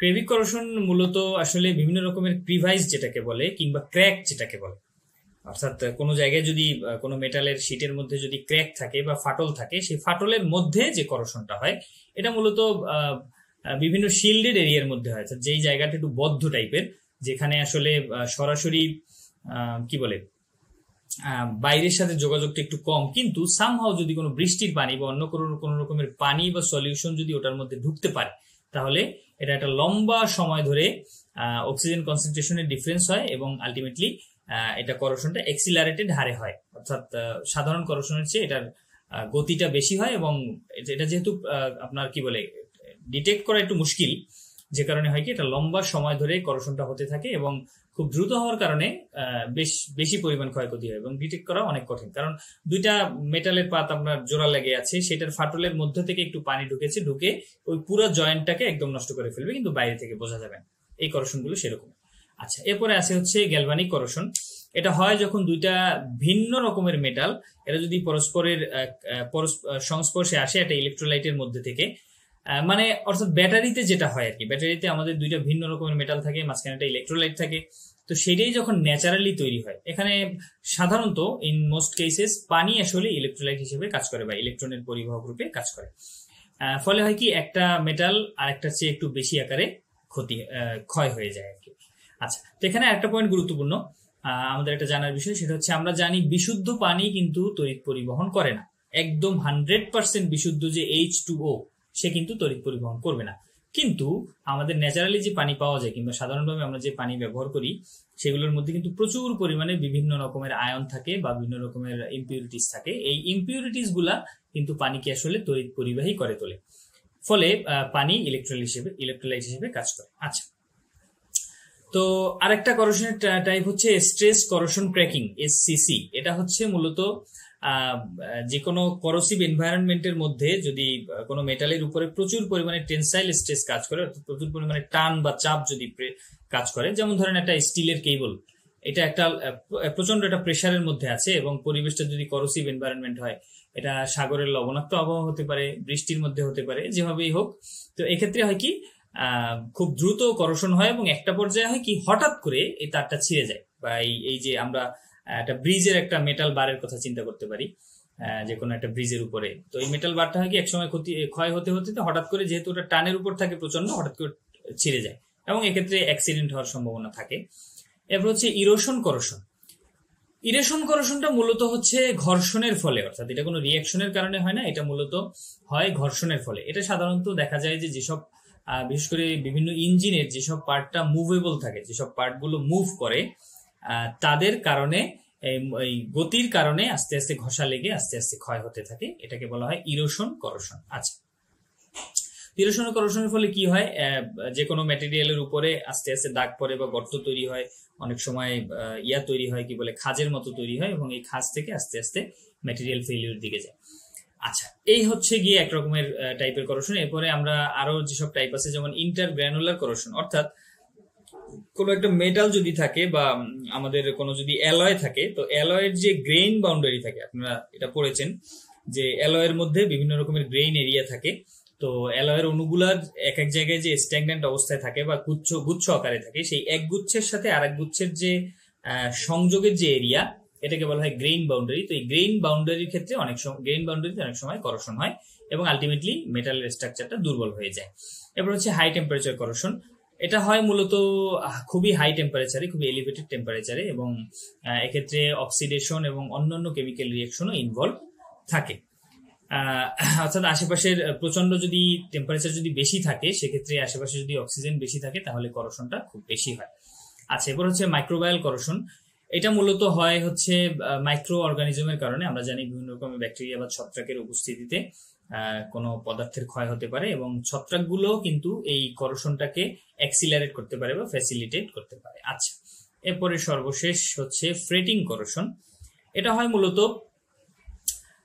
দুইটা কন্ট্যাক্টিং সারফেস, মানে একটা সারফেসের সাথে আরেকটার যোগাযোগ আছে, এই অবস্থায় যদি এরা সামান্য পরিমাণে দুলতে থাকে, সামান্য পরিমাণে অসিলেশন থাকে, এবং এদের উপরে যদি সামান্য পরিমাণে লোড থাকে, তাহলে যে করোশনটা হয়, যেমন আমরা যদি একটা দোলকের কথা চিন্তা করি, যে একটা লোহার তার দিয়ে আমরা একটা গোলক ঝুলায় রাখছি, এই গোলকটা সামান্য পরিমাণে দুলতেছে। তো এই দোলনের ফলে এই যে গোলকটা এবং তারটা যে বেঁধে রাখছি আমি, এই দুইটার যে সংযোগ স্থল, এই সংযোগ স্থলটায় দীর্ঘ সময় ধরে এই মুভমেন্টের ফলে এক ধরনের করোশন হতে পারে, এবং যেহেতু এটা লোডের আন্ডারে আছে, এই লোড এবং মুভমেন্টের কারণে এটা একটা করোশন হতে পারে। এটাকে বলা হয় ফ্রেটিং করোশন। আচ্ছা, এরপরে আরো দুইটা টাইপ আছে। একটা হচ্ছে ক্যাভিটেশন করোশন। এটা একটু ভিন্ন রকম। এটা হচ্ছে গ্যাস বাবল যদি ইমপ্লোড হয়, আমি একটু বিষয়টা ব্যাখ্যা করি। আপনারা জাহাজ বা বিভিন্ন রকমের নৌযানের পাখা দেখেছেন, মানে নৌযানের পিছনে যে পাখাটা থাকে, যেটা ঘোরার কারণে কি বলে নৌযানটা সামনের দিকে যায়। তো এটার একটা ওদের ভাষায় একটা নাম আছে, আমি এটা ঠিক খেয়াল করতে পারতেছি না, যাই হোক, প্রপেলার, এটার নাম হচ্ছে প্রপেলার। তো এই প্রপেলারটা যখন ঘুরে পানির মধ্যে, তো ঘোরার ফলে হয় কি, এর যে সারফেসটা, এই সারফেসটায় এই প্রপেলারটার গতির কারণে এর সারফেসটায় হচ্ছে ফ্লুইডের প্রেসার ড্রপ করে। অর্থাৎ এই প্রপেলারটা যখন ঘুরতেছে, তখন এর সারফেসে যে ফ্লুইডটা আছে, এটার প্রেসার ড্রপ করে। প্রেসার ড্রপ করার ফলে হয় কি, ওখানে বাবল ফর্ম করে, অর্থাৎ ওখানে ছোট ছোট করে গ্যাস পকেট তৈরি হয় এবং গ্যাসের বাবল তৈরি হয়, এবং এই বাবলগুলা আবার নিজেরাই নিজেদের সাথে আঘাত করে ভেঙে যায়, ইমপ্লোড করে। তো ভেঙে যাওয়ার ফলে যে আঘাতের তৈরি হয়, এই আঘাতের ফলে ওই যে প্রপেলারের গায়ে ছোট্ট ছোট্ট করে গর্ত তৈরি হয়। ঠিক আছে? তো এই গর্তগুলা হচ্ছে একটা দীর্ঘ সময় ধরে, যদি এখন প্রপেলার ঘুরতেছে প্রচন্ড গতিতে, প্রচন্ড লো প্রেসার তৈরি হচ্ছে এবং প্রচুর পরিমাণে বাবল তৈরি হচ্ছে, সেই বাবলগুলো আবার ওই প্রপেলারের গায়ে ভাঙতেছে, দীর্ঘ সময় ধরে এরকমের চলার ফলে আস্তে আস্তে ওখানে ক্ষয় হতে থাকে এবং ক্যাভিটেশন বা গর্ত হয়ে যায়, আস্তে আস্তে ক্যাভিটি তৈরি হয় এবং আলটিমেটলি ম্যাটেরিয়াল ফেলিওর হয়।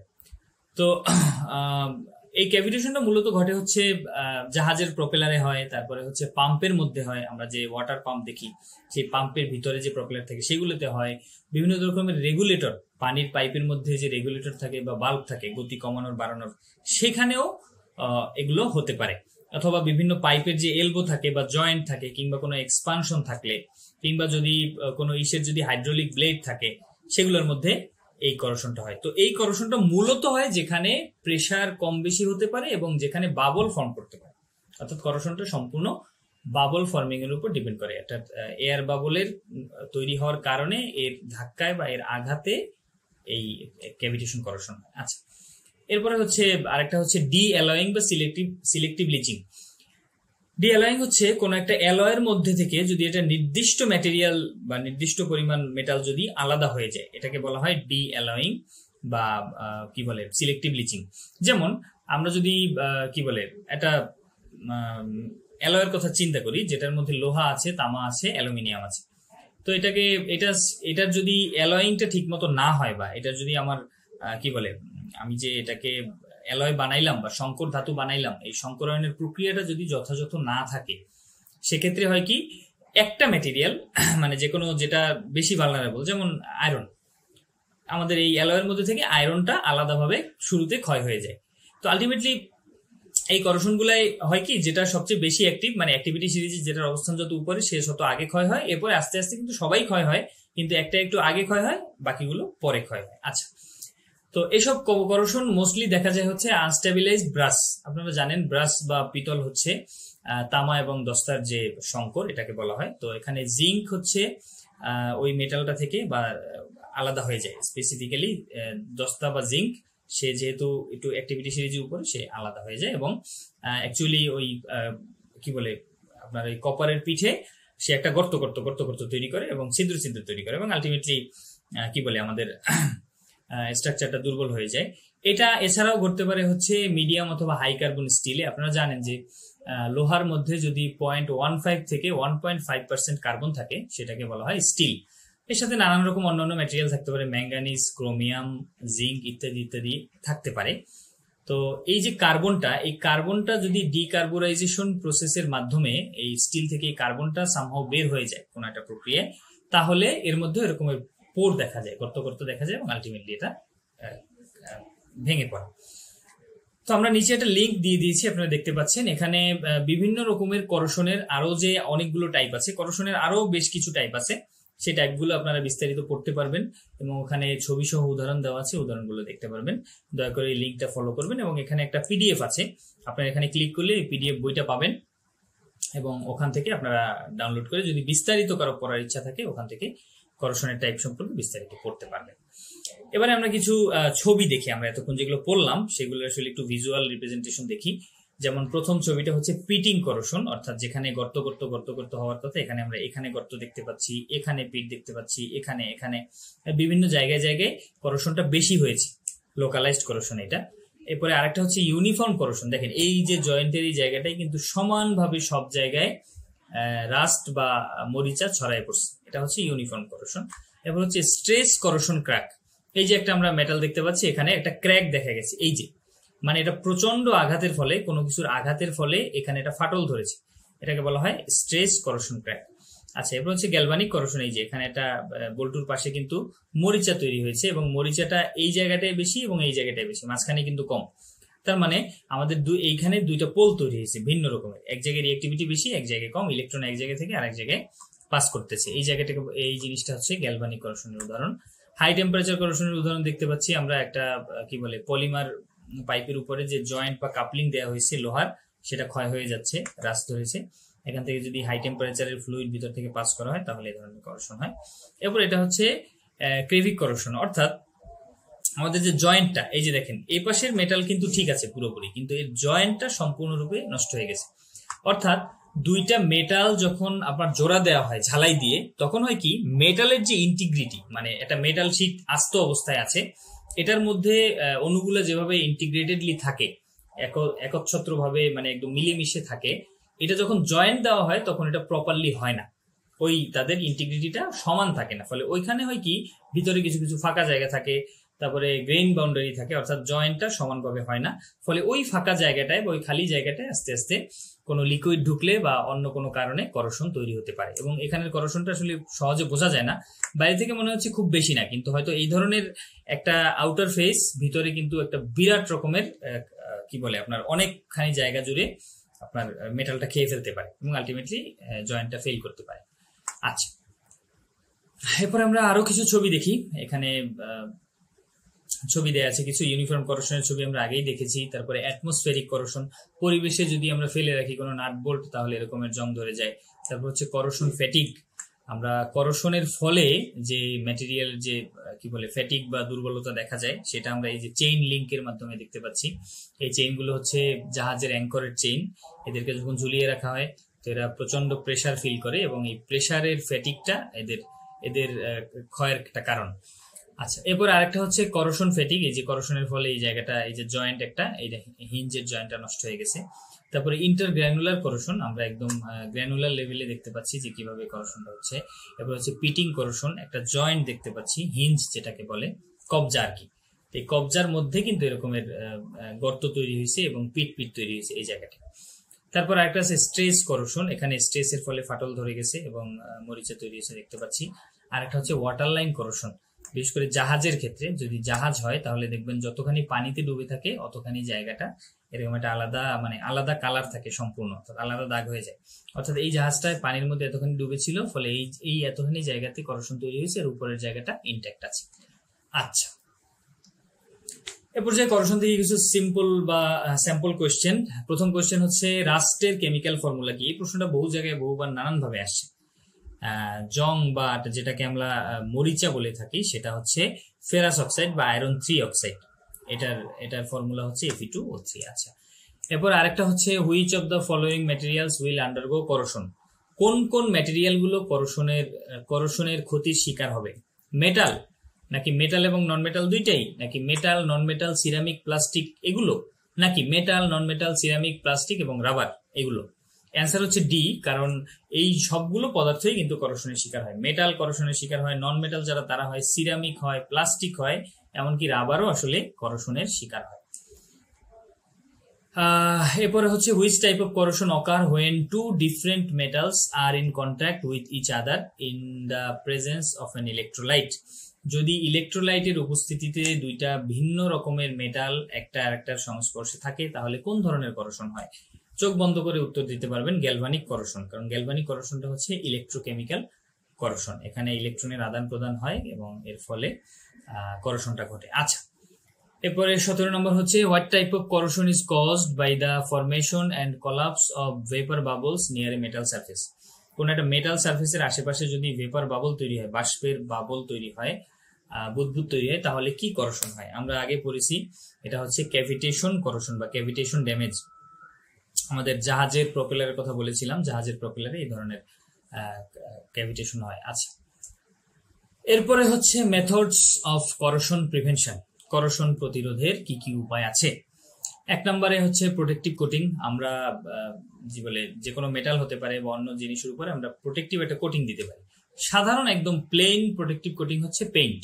আমরা দেখবেন যে কোনো রকমের লোহার জিনিসের উপর আগে রং করে নেয়। রং করাটা হচ্ছে এটা ফিজিক্যাল ব্যারিয়ার তৈরি করা, অর্থাৎ ওই মেটালটার সাথে বাইরের এনভায়রনমেন্টের পানি বলেন বা অন্যান্য পরিবেশ বলেন সেটার একটা ব্যারিয়ার, পার্থক্য তৈরি করা, এবং ওই মেটালটা সরাসরি যেন বাইরের অক্সিজেনের সংস্পর্শে না আসতে পারে সেটা তৈরি করা। দ্বিতীয়ত হচ্ছে পাউডার কোটিং। সাধারণত এটা রং করারই একটা ভিন্ন উপায়। এখানে হয় কি, আপনার পাউডার দেওয়া হয়, প্রথমে পাউডার, একটা ড্রাই পাউডার দেওয়া হয়, এরপরে এই জিনিসটাকে করা হয়, হিটেড করা হয়। হিট দেওয়ার ফলে হয় কি, এই পুরো পাউডারটা গলে গিয়ে একটা স্মুথ এবং একটা প্রোটেক্টিভ ফিল্ম তৈরি করে। এরপর হচ্ছে মেটাল প্লেটিং। এটা হচ্ছে একটা মেটালের উপর আর একটা মেটালের একটা পাতলা প্লেট তৈরি করা বা পাতলা একটা আবরণ তৈরি করা। সাধারণত যেই মেটালের আবরণ তৈরি করা হয় সেটা নন করোসিভ হয়, যেমন ধরেন টিন হতে পারে বা সিলভার হতে পারে। এগুলোকে, এই প্রসেসটার নাম আপনারা জানেন, ইলেকট্রোপ্লেটিং বলে। অর্থাৎ এটা মূলত একটা ইলেকট্রোলাইসিসের পদ্ধতির মাধ্যমে একটা মেটালকে একটা সলিউশনের মধ্যে রাখা হয় এবং যে সলিউশনটার প্লেটিং দিতে হবে সেটার একটা দ্রবণ থাকে ভিতরে। সেই দ্রবণ থেকে আয়নগুলো, ওই ইলেকট্রিসিটি পাস করলে সেই আয়নগুলো আস্তে আস্তে ওই মেটালটার উপরে জমা হয় এবং একটা সুন্দর একটা প্লেটিং তৈরি হয়। আচ্ছা, এরপরে হচ্ছে অয়েলিং এন্ড গ্রিজিং। অর্থাৎ যেই মেটাল প্লেটটা আমরা ব্যবহার করতেছি সেটার পার্ট উপরে যদি আমরা তেল মাখায় রাখি অথবা গ্রিজ মাখায় রাখি, বা এটা যদি কোনো একটা মুভিং পার্ট হয়, যেমন ধরেন হিঞ্জ বা কোনো ধরনের কবজা বা বেয়ারিং যেটাকে বলে, বল বিয়ারিং চাকা, তো এইগুলোর মধ্যে যদি আমরা তেল দেই বা গ্রিজ দেই, তাহলে কি হবে? এই গ্রিজ বা তেল দেওয়ার ফলে এদের মূলত মুভমেন্টেও সুবিধা হবে, এদের মুভমেন্টটা ইজি হবে এবং করোশনটা কম হবে। আর হচ্ছে প্লাস এরাও কিন্তু একটা রঙের মতো একটা ব্যারিয়ার তৈরি করে, অর্থাৎ বাইরের পরিবেশের সাথে ব্যারিয়ার তৈরি করে। আচ্ছা, এরপর হচ্ছে প্লাস্টিক কোটিং। যে কোনো রকমের মেটালকে আমরা উপরে একটা প্লাস্টিকের লেয়ার দিয়ে আমরা কোটিং করতে পারি।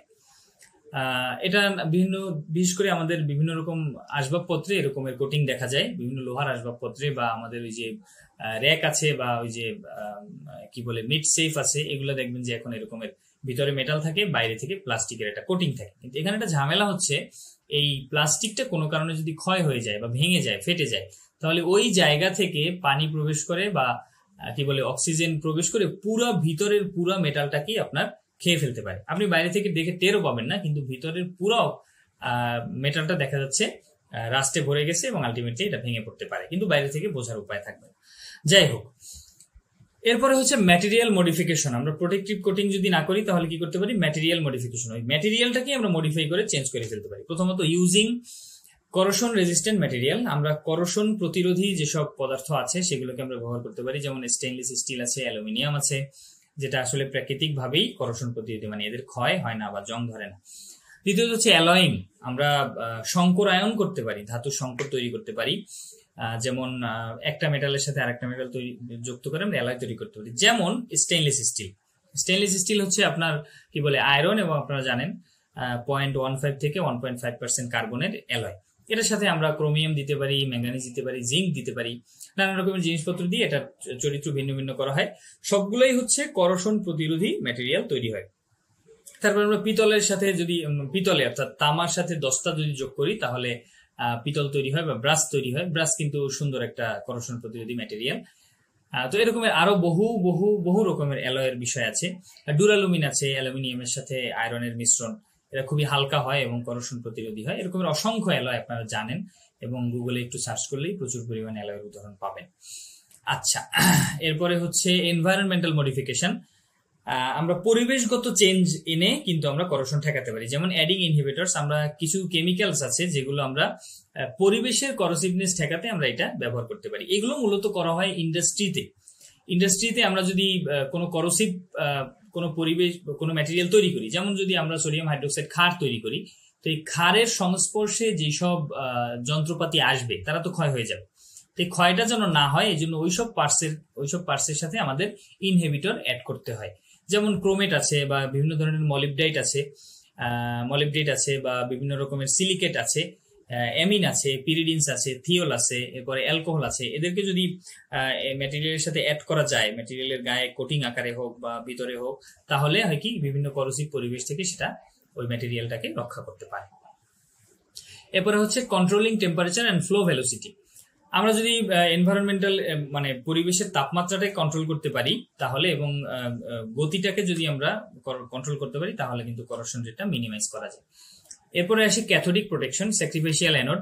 অর্থাৎ আমরা যদি যেই মেটালটা ক্ষয় হয়ে যাবে সেটার সাথে যদি আমরা এটার চেয়ে আরো রিঅ্যাক্টিভ একটা মেটাল এর সাথে অ্যাটাচ করে রাখি স্ট্রাকচারের সাথে, তাহলে হবে কি, যখন আমাদের এই গ্যালভানিক করোশন হবে বা ইলেকট্রোলাইটিক করোশন হবে, তখন যেহেতু আমি যে মেটালটা অ্যাটাচ করেছি সেই মেটালটার অ্যাক্টিভিটি বেশি, সে খুব দ্রুত আগে ক্ষয় হয়ে যাবে, ফলে আমাদের মূল যে স্ট্রাকচারাল ম্যাটেরিয়াল সেটা কিন্তু সেফ থাকবে। এরপরে আমরা আর কি করতে পারি? Impressed current cathodic protection. এক্ষেত্রে আমরা একটা এক্সটার্নাল ইলেকট্রিক কারেন্টকে ব্যবহার করতে পারি, যেটা করোশনটাকে থামায় রাখবে। মানে ভিতর থেকে যে ইলেকট্রিসিটি তৈরি হবে সেটাকে সারপ্লাস করার জন্য আমরা বাইরে থেকে একটা ইলেকট্রিক কারেন্ট আমরা পুশ করতে পারি বা অ্যাপ্লাই করতে পারি। আচ্ছা, এরপরে আর কি মেথড আছে? এর মধ্যে মেথড আছে গ্যালভানাইজেশন। অর্থাৎ যদি জিঙ্কের কোটিং দেয়া হয়, গ্যালভানাইজেশন পদ্ধতি আমরা শুনেছি এটার নাম, যে কোনো কিছুর উপরে, কোনো মেটালের উপরে আমরা জিঙ্কের কোটিং দেয়া, এটাকে আমরা ইলেকট্রোপ্লেটিং পদ্ধতির একটা অংশ বলতে পারি। অর্থাৎ ইলেকট্রোপ্লেটিং পদ্ধতিতেই যে কোনো কিছুর উপরে লোহার বলেন বা অন্য কোনো পদার্থের উপরে জিঙ্কের একটা কোটিং দেওয়া হয়, ফলে এটা একটা ব্যারিয়ার তৈরি করে এবং স্যাক্রিফিশিয়াল প্রোটেকশনের ব্যবস্থা হয়। অর্থাৎ যদি করোশন হয় তাহলে উপরের ব্যারিয়ারটা বা উপরের কোটিংটা হচ্ছে ক্ষয় হয়ে যাবে, ভিতরের মেটেরিয়ালটা স্থির থাকবে, ইনট্যাক্ট থাকবে। দ্বিতীয়ত হচ্ছে প্যাসিভেশন। এখানে হয় কি, আমরা একটা প্রোটেক্টিভ লেয়ার তৈরি করি মেটালের উপরে, কেমিক্যাল ট্রিটমেন্টের মাধ্যমে একটা প্রোটেক্টিভ লেয়ার তৈরি করি, ফলে ওই মেটেরিয়ালটা প্যাসিভ হয়ে যায়, মানে ওটা আর করোশনের জন্য অ্যাক্টিভ থাকে না। এরপরে হচ্ছে কন্ট্রোলিং ময়েশ্চার। আমরা যদি সারফেসটা ক্লিন রাখি এবং এটা যদি ভিজা না থাকে, দ্রুত যদি শুকায় ফেলি এবং শুকনা রাখতে পারি, তাহলেও কিন্তু করোশন কমানো যায়। এটা মূলত বিভিন্ন ম্যাটেরিয়ালের বা পার্টসের বাইরের ক্ষেত্রে ডিপেন্ড করে, অর্থাৎ পার্টসের বাইরের অংশটা বা একটা ম্যাটেরিয়ালের বাইরের অংশটা আপনি মুছে টুছে রাখতে পারেন, কিংবা এটা সাময়িক সময়ের জন্য একটু বৃষ্টি হয়েছে আপনি এই জিনিসটা মুছে রাখলেন, এটা সুন্দর থাকে। কিন্তু আলটিমেটলি যারা কন্টিনিউয়াস করোসিভ পরিবেশের মধ্যে থাকে, যেমন সবসময় ভিজা অবস্থায় থাকে বা সবসময় এরকম করোসিভ ম্যাটেরিয়ালের সংস্পর্শে আসে, সে তাদের ক্ষেত্রে আসলে এরকমের শুধু বাইরে থেকে পরিষ্কার রেখে বা সারফেস ক্লিন রেখে আসলে করোশন কন্ট্রোল করা যায় না। তো আমরা এই পর্যায়ে আপনার জন্য একটা পিডিএফ দিয়েছি, এই লিঙ্কে ক্লিক করলে একটা পিডিএফ ডাউনলোড করতে পারবেন। এখানে করোশন প্রিভেনশনের আরো অনেক পদ্ধতি ডিটেলসে বিস্তারিত আলোচনা আছে। আমাদের এখানে সময় সংক্ষিপ্ততার কারণে আমরা আসলে ডিটেলস আলোচনা করতে পারলাম না, আমরা দুঃখিত। তো ইন ডিটেলস আলোচনা করার জন্য আপনারা এই পিডিএফটা ফলো করতে পারেন। এই পর্যায়ে আমরা আসি electrochemical aspects of corrosion. Electrochemical করোশনটা কি? সেটা হচ্ছে electrochemical corrosion is a process where corrosion occurs due to the flow of electric current between different areas of metal surface or between two dissimilar metals in contact with an electrolyte, যেটা হচ্ছে conductive solution. অর্থাৎ যদি দুইটা metal থাকে অথবা একই মেটালের দুইটা এরিয়া থাকে এবং তাদের মধ্যে যদি নিজেদের মধ্যে ইলেকট্রনের আদান প্রদান হয়, তাহলে তাদের যে ক্ষয় হয়, এটাকে বলতেছি আমরা ইলেকট্রোকেমিক্যাল করোশন, যার প্রকৃষ্ট উদাহরণ হচ্ছে মরিচা বা রাস্ট, যেটা সবখানেই আমরা দেখতে পাই। আচ্ছা, এটা হচ্ছে মূলত ইলেকট্রোকেমিক্যাল করোশনটা মূলত হচ্ছে একাধিক ধাপের অক্সিডেশন এবং রিডাকশন রিঅ্যাকশন, মানে একাধিক ধাপে জারণ বিজারণ চলতেই থাকে, ফলে আলটিমেটলি একটা মেটাল ক্ষয় হয়ে যায়। তো এর মূল বিষয়টা, মানে ইলেকট্রোকেমিক্যাল করোশনে কি কি জিনিস থাকতে হয়, কি অ্যাসপেক্ট গুলো হচ্ছে, প্রথমত একটা অ্যানোড থাকতে হয়, মানে এমন একটা একই মেটালের মধ্যে এমন একটা এরিয়া থাকতে হবে যেখানে অক্সিডেশন ঘটে। এই অক্সিডেশনের ফলে কি হবে, ওই জায়গার মেটালটা সে একটা ইলেকট্রন হারাবে, একটা ইলেকট্রন আলাদা হয়ে যাবে এবং সে নিজে একটা আয়নে পরিণত হবে এবং সলিউশনের মধ্যে চলে যাবে। এতে আলটিমেটলি হবে কি, ওই জায়গার মেটালটা বা ম্যাটেরিয়ালটা ক্ষয় হয়ে যাবে। এরপর হচ্ছে ক্যাথোড, যেখানে রিডাকশন হয়, মানে ইলেকট্রনের অ্যাবজর্পশন হয়। ওই যে আমাদের অ্যানোডে ইলেকট্রনটা তৈরি হয়েছে, সেই ইলেকট্রনটা প্রবাহিত হয়ে ওই ক্যাথোডে গিয়ে জমা হবে এবং এখানে রিডাকশন রিঅ্যাকশন হবে। এখানে মূলত বিভিন্ন ইলেকট্রোলাইট টাইপের জিনিসপত্র থাকে, যেমন অক্সিজেন থাকতে পারে বা হাইড্রোজেন আয়ন গুলো থাকতে পারে, যারা ইলেকট্রনটাকে আসলে অ্যাবজর্ব করে নেয়। এরপর হচ্ছে ইলেকট্রোলাইট, একটা কন্ডাক্টিভ মিডিয়াম থাকতে হয় যেটা আসলে এই আয়নটাকে মুভ করতে দেয়। কন্ডাক্টিভ মিডিয়ামটা হচ্ছে ওই মেটালটা নিজেও হতে পারে, অ্যানোড আর ক্যাথোডের মধ্যে কন্ডাক্টিভ ম্যাটেরিয়াল হিসেবে মেটালটা নিজেও কাজ করতে পারে। যেমন আমরা দেখি যে অনেক সময় শুকনা একদম ড্রাই আপনার লোহার সারফেসের উপরেও কিন্তু মরিচা দেখা যায়, বিভিন্ন জায়গায় ফোটা ফোটা মরিচা দেখা যায়। এক্ষেত্রে ওই লোহার পাতটা নিজেই সে ইলেকট্রোলাইট হিসেবে বা পরিবাহক কন্ডাক্টিভ মিডিয়াম হিসেবে কাজ করে। আবার অনেক ক্ষেত্রে পানি ইলেকট্রোলাইট ম্যাটেরিয়াল হিসেবে কাজ করে, অধিকাংশ ক্ষেত্রেই পানি এই কাজটা করে। অথবা যদি পানির মধ্যে যদি আপনার লবণ মিশানো থাকে কিছুটা, কিংবা যদি পানিটা অ্যাসিডিক হয়, সেক্ষেত্রে তারা আরো বেশি পরিমাণ ইলেকট্রন পরিবহন করে। এরপরে আরেকটা হচ্ছে সল্ট ব্রিজ। সল্ট ব্রিজটা হচ্ছে মূলত একটা কন্ডাক্টিভ পাথওয়ে। এটা মূলত ব্যবহার করা হয় ইলেকট্রোকেমিক্যাল রিঅ্যাকশনে, বাট এটা আপনার বাস্তবে করোশনের ক্ষেত্রে অনেক সময় বিভিন্ন রকমের আমাদের জ্ঞাতে বা অজ্ঞাতে বিভিন্ন রকমের ম্যাটেরিয়াল কিন্তু সল্ট ব্রিজ হিসেবে কাজ করতে পারে। যদি ভিন্ন রকমের দুটো ম্যাটেরিয়াল থাকে পাশাপাশি থাকলো এবং এদের মধ্যে যদি একটা পানির ফোঁটা লেগে থাকে, এই পানির ফোঁটাটা কিন্তু সল্ট ব্রিজ হিসেবে কাজ করতে পারে। কিংবা অন্য একটা মেটালের টুকরা যদি আমি ফেলে রাখি, তাহলে এই দুইটার সাথে সে কানেকশন ঘটাই দিল, ইলেকট্রনের আদান প্রদান করতে সক্ষম হলো, ফলে এখানে করোশন হতে পারে। আচ্ছা, এরপরে করোশনের মধ্যে ইলেকট্রোকেমিক্যাল অ্যাসপেক্ট অফ করোশনের মধ্যে আছে ইলেকট্রোকেমিক্যাল রিঅ্যাকশন। অর্থাৎ এখানে দুই রকমের রিঅ্যাকশন হয়। অক্সিডেশন হয়, যেটা হয় অ্যানোডে, অর্থাৎ একটা মেটাল সে ইলেকট্রন হারিয়ে মেটাল থেকে আয়নে পরিণত হয় এবং আলটিমেটলি ক্ষয় হয়ে যায়। আরেকটা হচ্ছে রিডাকশন রিঅ্যাকশন, যেটা ক্যাথোডের মধ্যে হয়। অর্থাৎ এখানে আমি যে ওই আগে যে ইলেকট্রনটা হারিয়েছে, সেই ইলেকট্রনটা এখানে এসে নিউট্রালাইজ হয়ে যায়। তো এখানে মূলত বাতাসের অক্সিজেন এবং ওই যে ওখানকার উপস্থিত পানি, বাতাসে আমরা জানি বাতাসে অক্সিজেন আছে, হাইড্রোজেন আছে, অন্যান্য গ্যাস আছে। তো এই অক্সিজেনের সাহায্যে এবং ওই মেটালের উপরে উপস্থিত পানি, এরা দুজনে মিলে ওই ইলেকট্রনটাকে অ্যাবজর্ব করে নেয়। আচ্ছা, এরপরে হচ্ছে করোশন সেলস এন্ড রিঅ্যাকশন, মানে ইলেকট্রোকেমিক্যাল করোশনের আসলে আমরা একটু আগে যে মরিচার কথা বললাম, সেই মরিচার একটা ভিজুয়াল রিপ্রেজেন্টেশন, মানে ওখানে কি কি রিঅ্যাকশনটা হয় সেটা আপনাদের সামনে তুলে ধরা হয়েছে।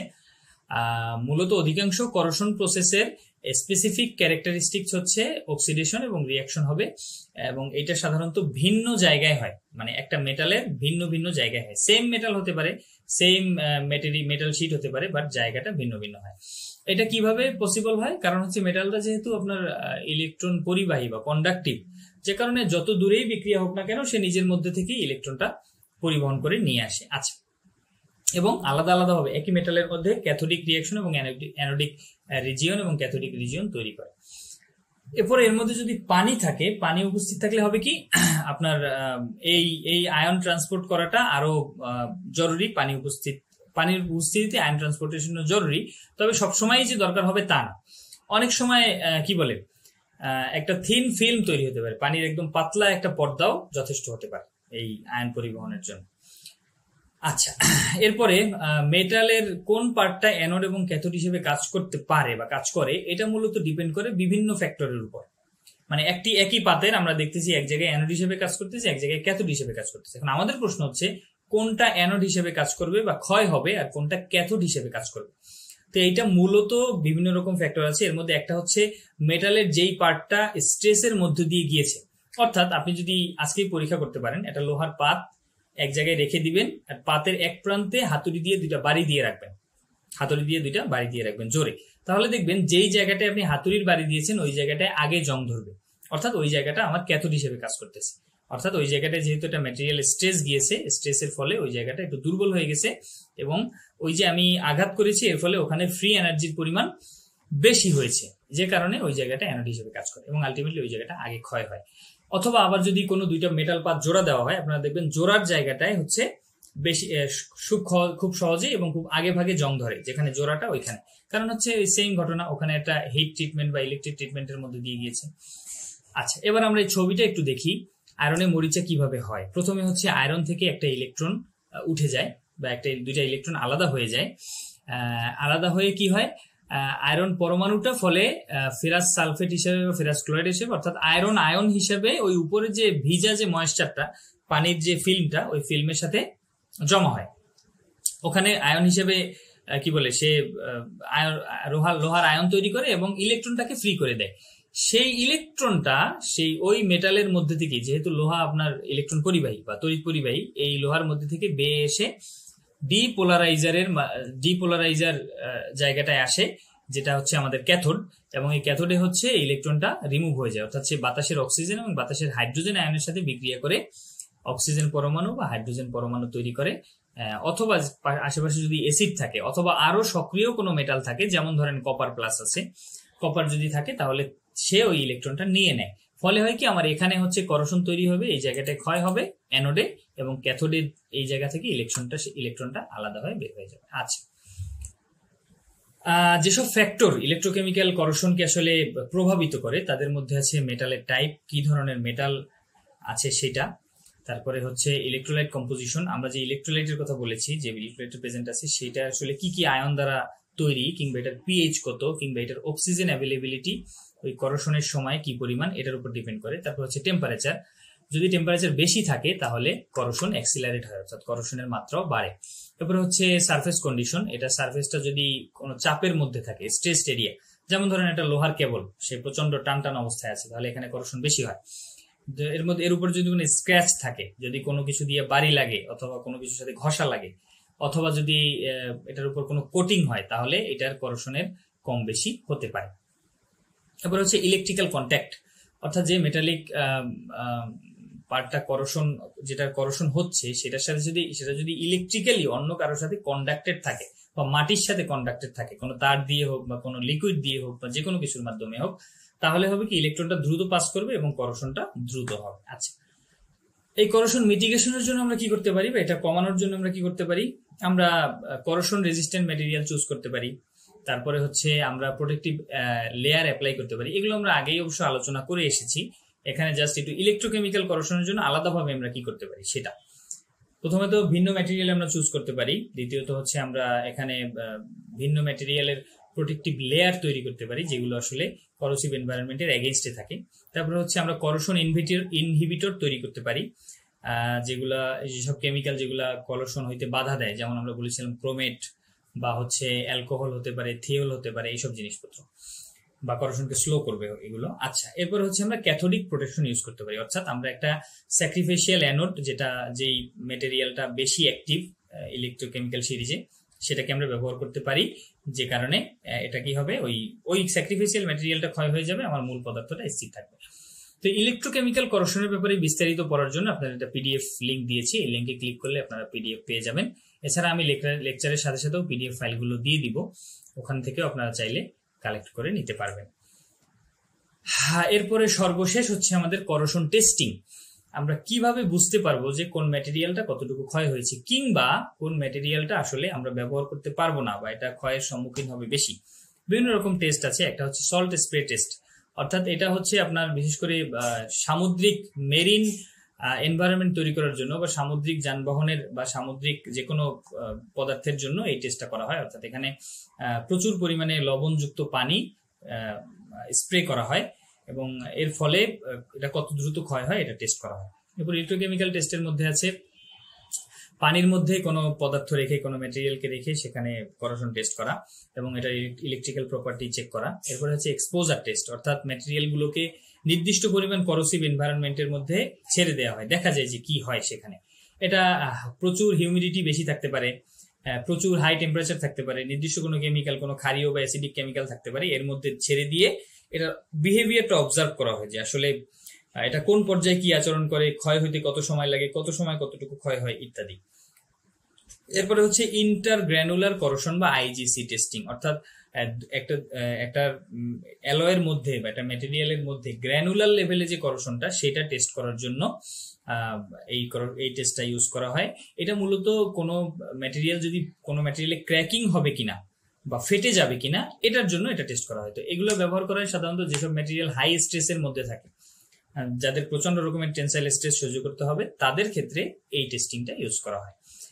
এরপর হচ্ছে স্ট্রেস করশন টেস্টিং। এক্ষেত্রে কি বলে, টেনসাইল স্ট্রেস এবং করোসিভ এনভায়রনমেন্ট মিলিয়ে আসলে একটা ম্যাটেরিয়াল কতখানি চাপ নিতে পারে। আপনি একটা লোহার রডকে বা গুনাকে আপনি তারকে প্রচন্ড টানের মধ্যে রাখলেন, সেই সাথে করোসিভ পরিবেশে রাখলেন, অ্যাসিডিক ম্যাটেরিয়াল দিলেন, তার মধ্যে সল্ট স্প্রে করলেন, এই সামগ্রিক নির্যাতন সে আসলে কতক্ষণ সহ্য করতে পারে, এটা দেখা হয় হচ্ছে স্ট্রেস করশন টেস্টিং। আচ্ছা, আমরা তো এখন এখানে নিচে বেশ কিছু করশন টেস্টিং এর একটা ল্যাবের আমরা ছবি দেখতে পাচ্ছি, নমুনা ছবি। এখানে আসলে আপনারা বিভিন্ন রকমের যন্ত্রপাতির অ্যারেঞ্জমেন্ট দেখতে পাচ্ছেন, যার মাধ্যমে আসলে ল্যাবরেটরিতে আমাদের করশন গুলো টেস্ট করা হয়। এবার আমরা আসি স্যাম্পল কোয়েশ্চেন। এখান থেকে কি ধরনের কোয়েশ্চেন হতে পারে? Which reaction occurs at the cathodic spot during corrosion in an oxygenated acidic solution. কোন একটা ক্যাথোডিক স্পটে করশনের সময় যদি প্রচুর পরিমাণে অক্সিজেন থাকে এবং অ্যাসিড থাকে, তাহলে কি ধরনের রিঅ্যাকশন হয়? রিঅ্যাকশনটা হচ্ছে বি রিঅ্যাকশন, কারণ আমরা বলতেছি প্রচুর অ্যাসিড আছে, তার মানে প্রচুর পরিমাণে হাইড্রোজেন আয়ন আছে। 2 নম্বরে হচ্ছে এখানে অক্সিজেন আছে প্রচুর পরিমাণ, এরপরে ইলেকট্রন গুলো এখানে আসবে এবং সে খুব দ্রুত পানি তৈরি করবে। 1 নম্বরটা কিন্তু প্রযোজ্য না, কারণ 1 নম্বরে হাইড্রোজেন আছে, অর্থাৎ আমরা অ্যাসিডিক সলিউশন বলতে পারি, কিন্তু সেটা অক্সিজেনেটেড না। সি নাম্বারটা দেখেন, সি নাম্বারে আমাদের পানি আছে, সেটা ইলেকট্রনটাকে গ্রহণ করতেছে, কিন্তু এখানে কিন্তু অক্সিজেনেটেড সলিউশনও না এবং এটা অ্যাসিডিক সলিউশনও নয়। 4 নাম্বারটা পানি আছে, অক্সিজেন আছে, কিন্তু এটা অক্সিজেনেটেড না এবং অ্যাসিডিক সলিউশন না। আচ্ছা, 19 নম্বর হচ্ছে which of the following factors affect the corrosion rate of metals. মেটালের করশন রেটটা আসলে কোন কোন ফ্যাক্টর এফেক্ট করে? এর মধ্যে আছে relative surface area of anode and cathode, তারপর হচ্ছে নেচার অফ দ্য অক্সাইড লেয়ারের নেচার, এরপরে হচ্ছে পিউরিটি অফ দ্য মেটালের পিউরিটি কিরকম হতে পারে, এরপরে উপরের সবগুলা। আসলে মূলত উপরের সবগুলাই, মেটালের পিউরিটি বলেন, অক্সাইড লেয়ারের নেচার বলেন, কিংবা সারফেস এরিয়ার পরিমাণ বলেন, অ্যানোড ক্যাথোডের পরিমাণ বলেন, এই সবটাই আসলে করশন রেটটাকে করে, আপনার ডিফাইন করে। আচ্ছা, এরপরে হচ্ছে যে করশনের জন্য কোনটা সঠিক নয়। It is truly restricted to metallic material. Corrosion কি শুধু মেটালিক পদার্থের জন্য? অবশ্যই না। It is an electrochemical reaction.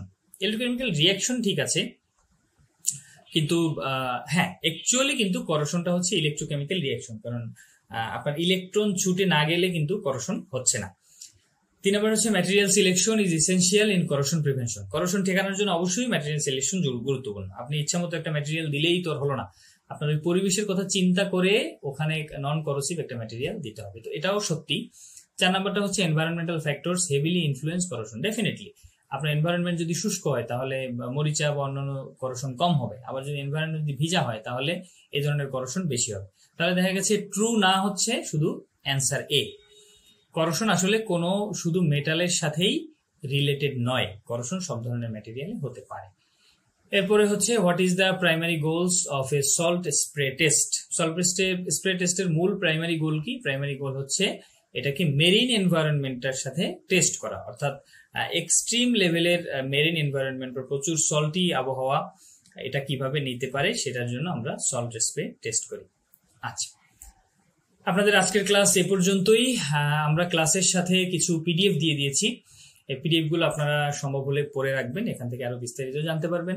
আমরা শুরুতে যেসব টপিক ইম্পর্টেন্ট বলে আলাদা করে দিয়েছি সেগুলো একটু আলাদাভাবে পড়ার চেষ্টা করবেন, এবং সাধারণত মোটামুটি ইম্পর্টেন্ট টপিকগুলোর ক্ষেত্রেই কিন্তু আপনার পিডিএফ দেওয়া হয়েছে।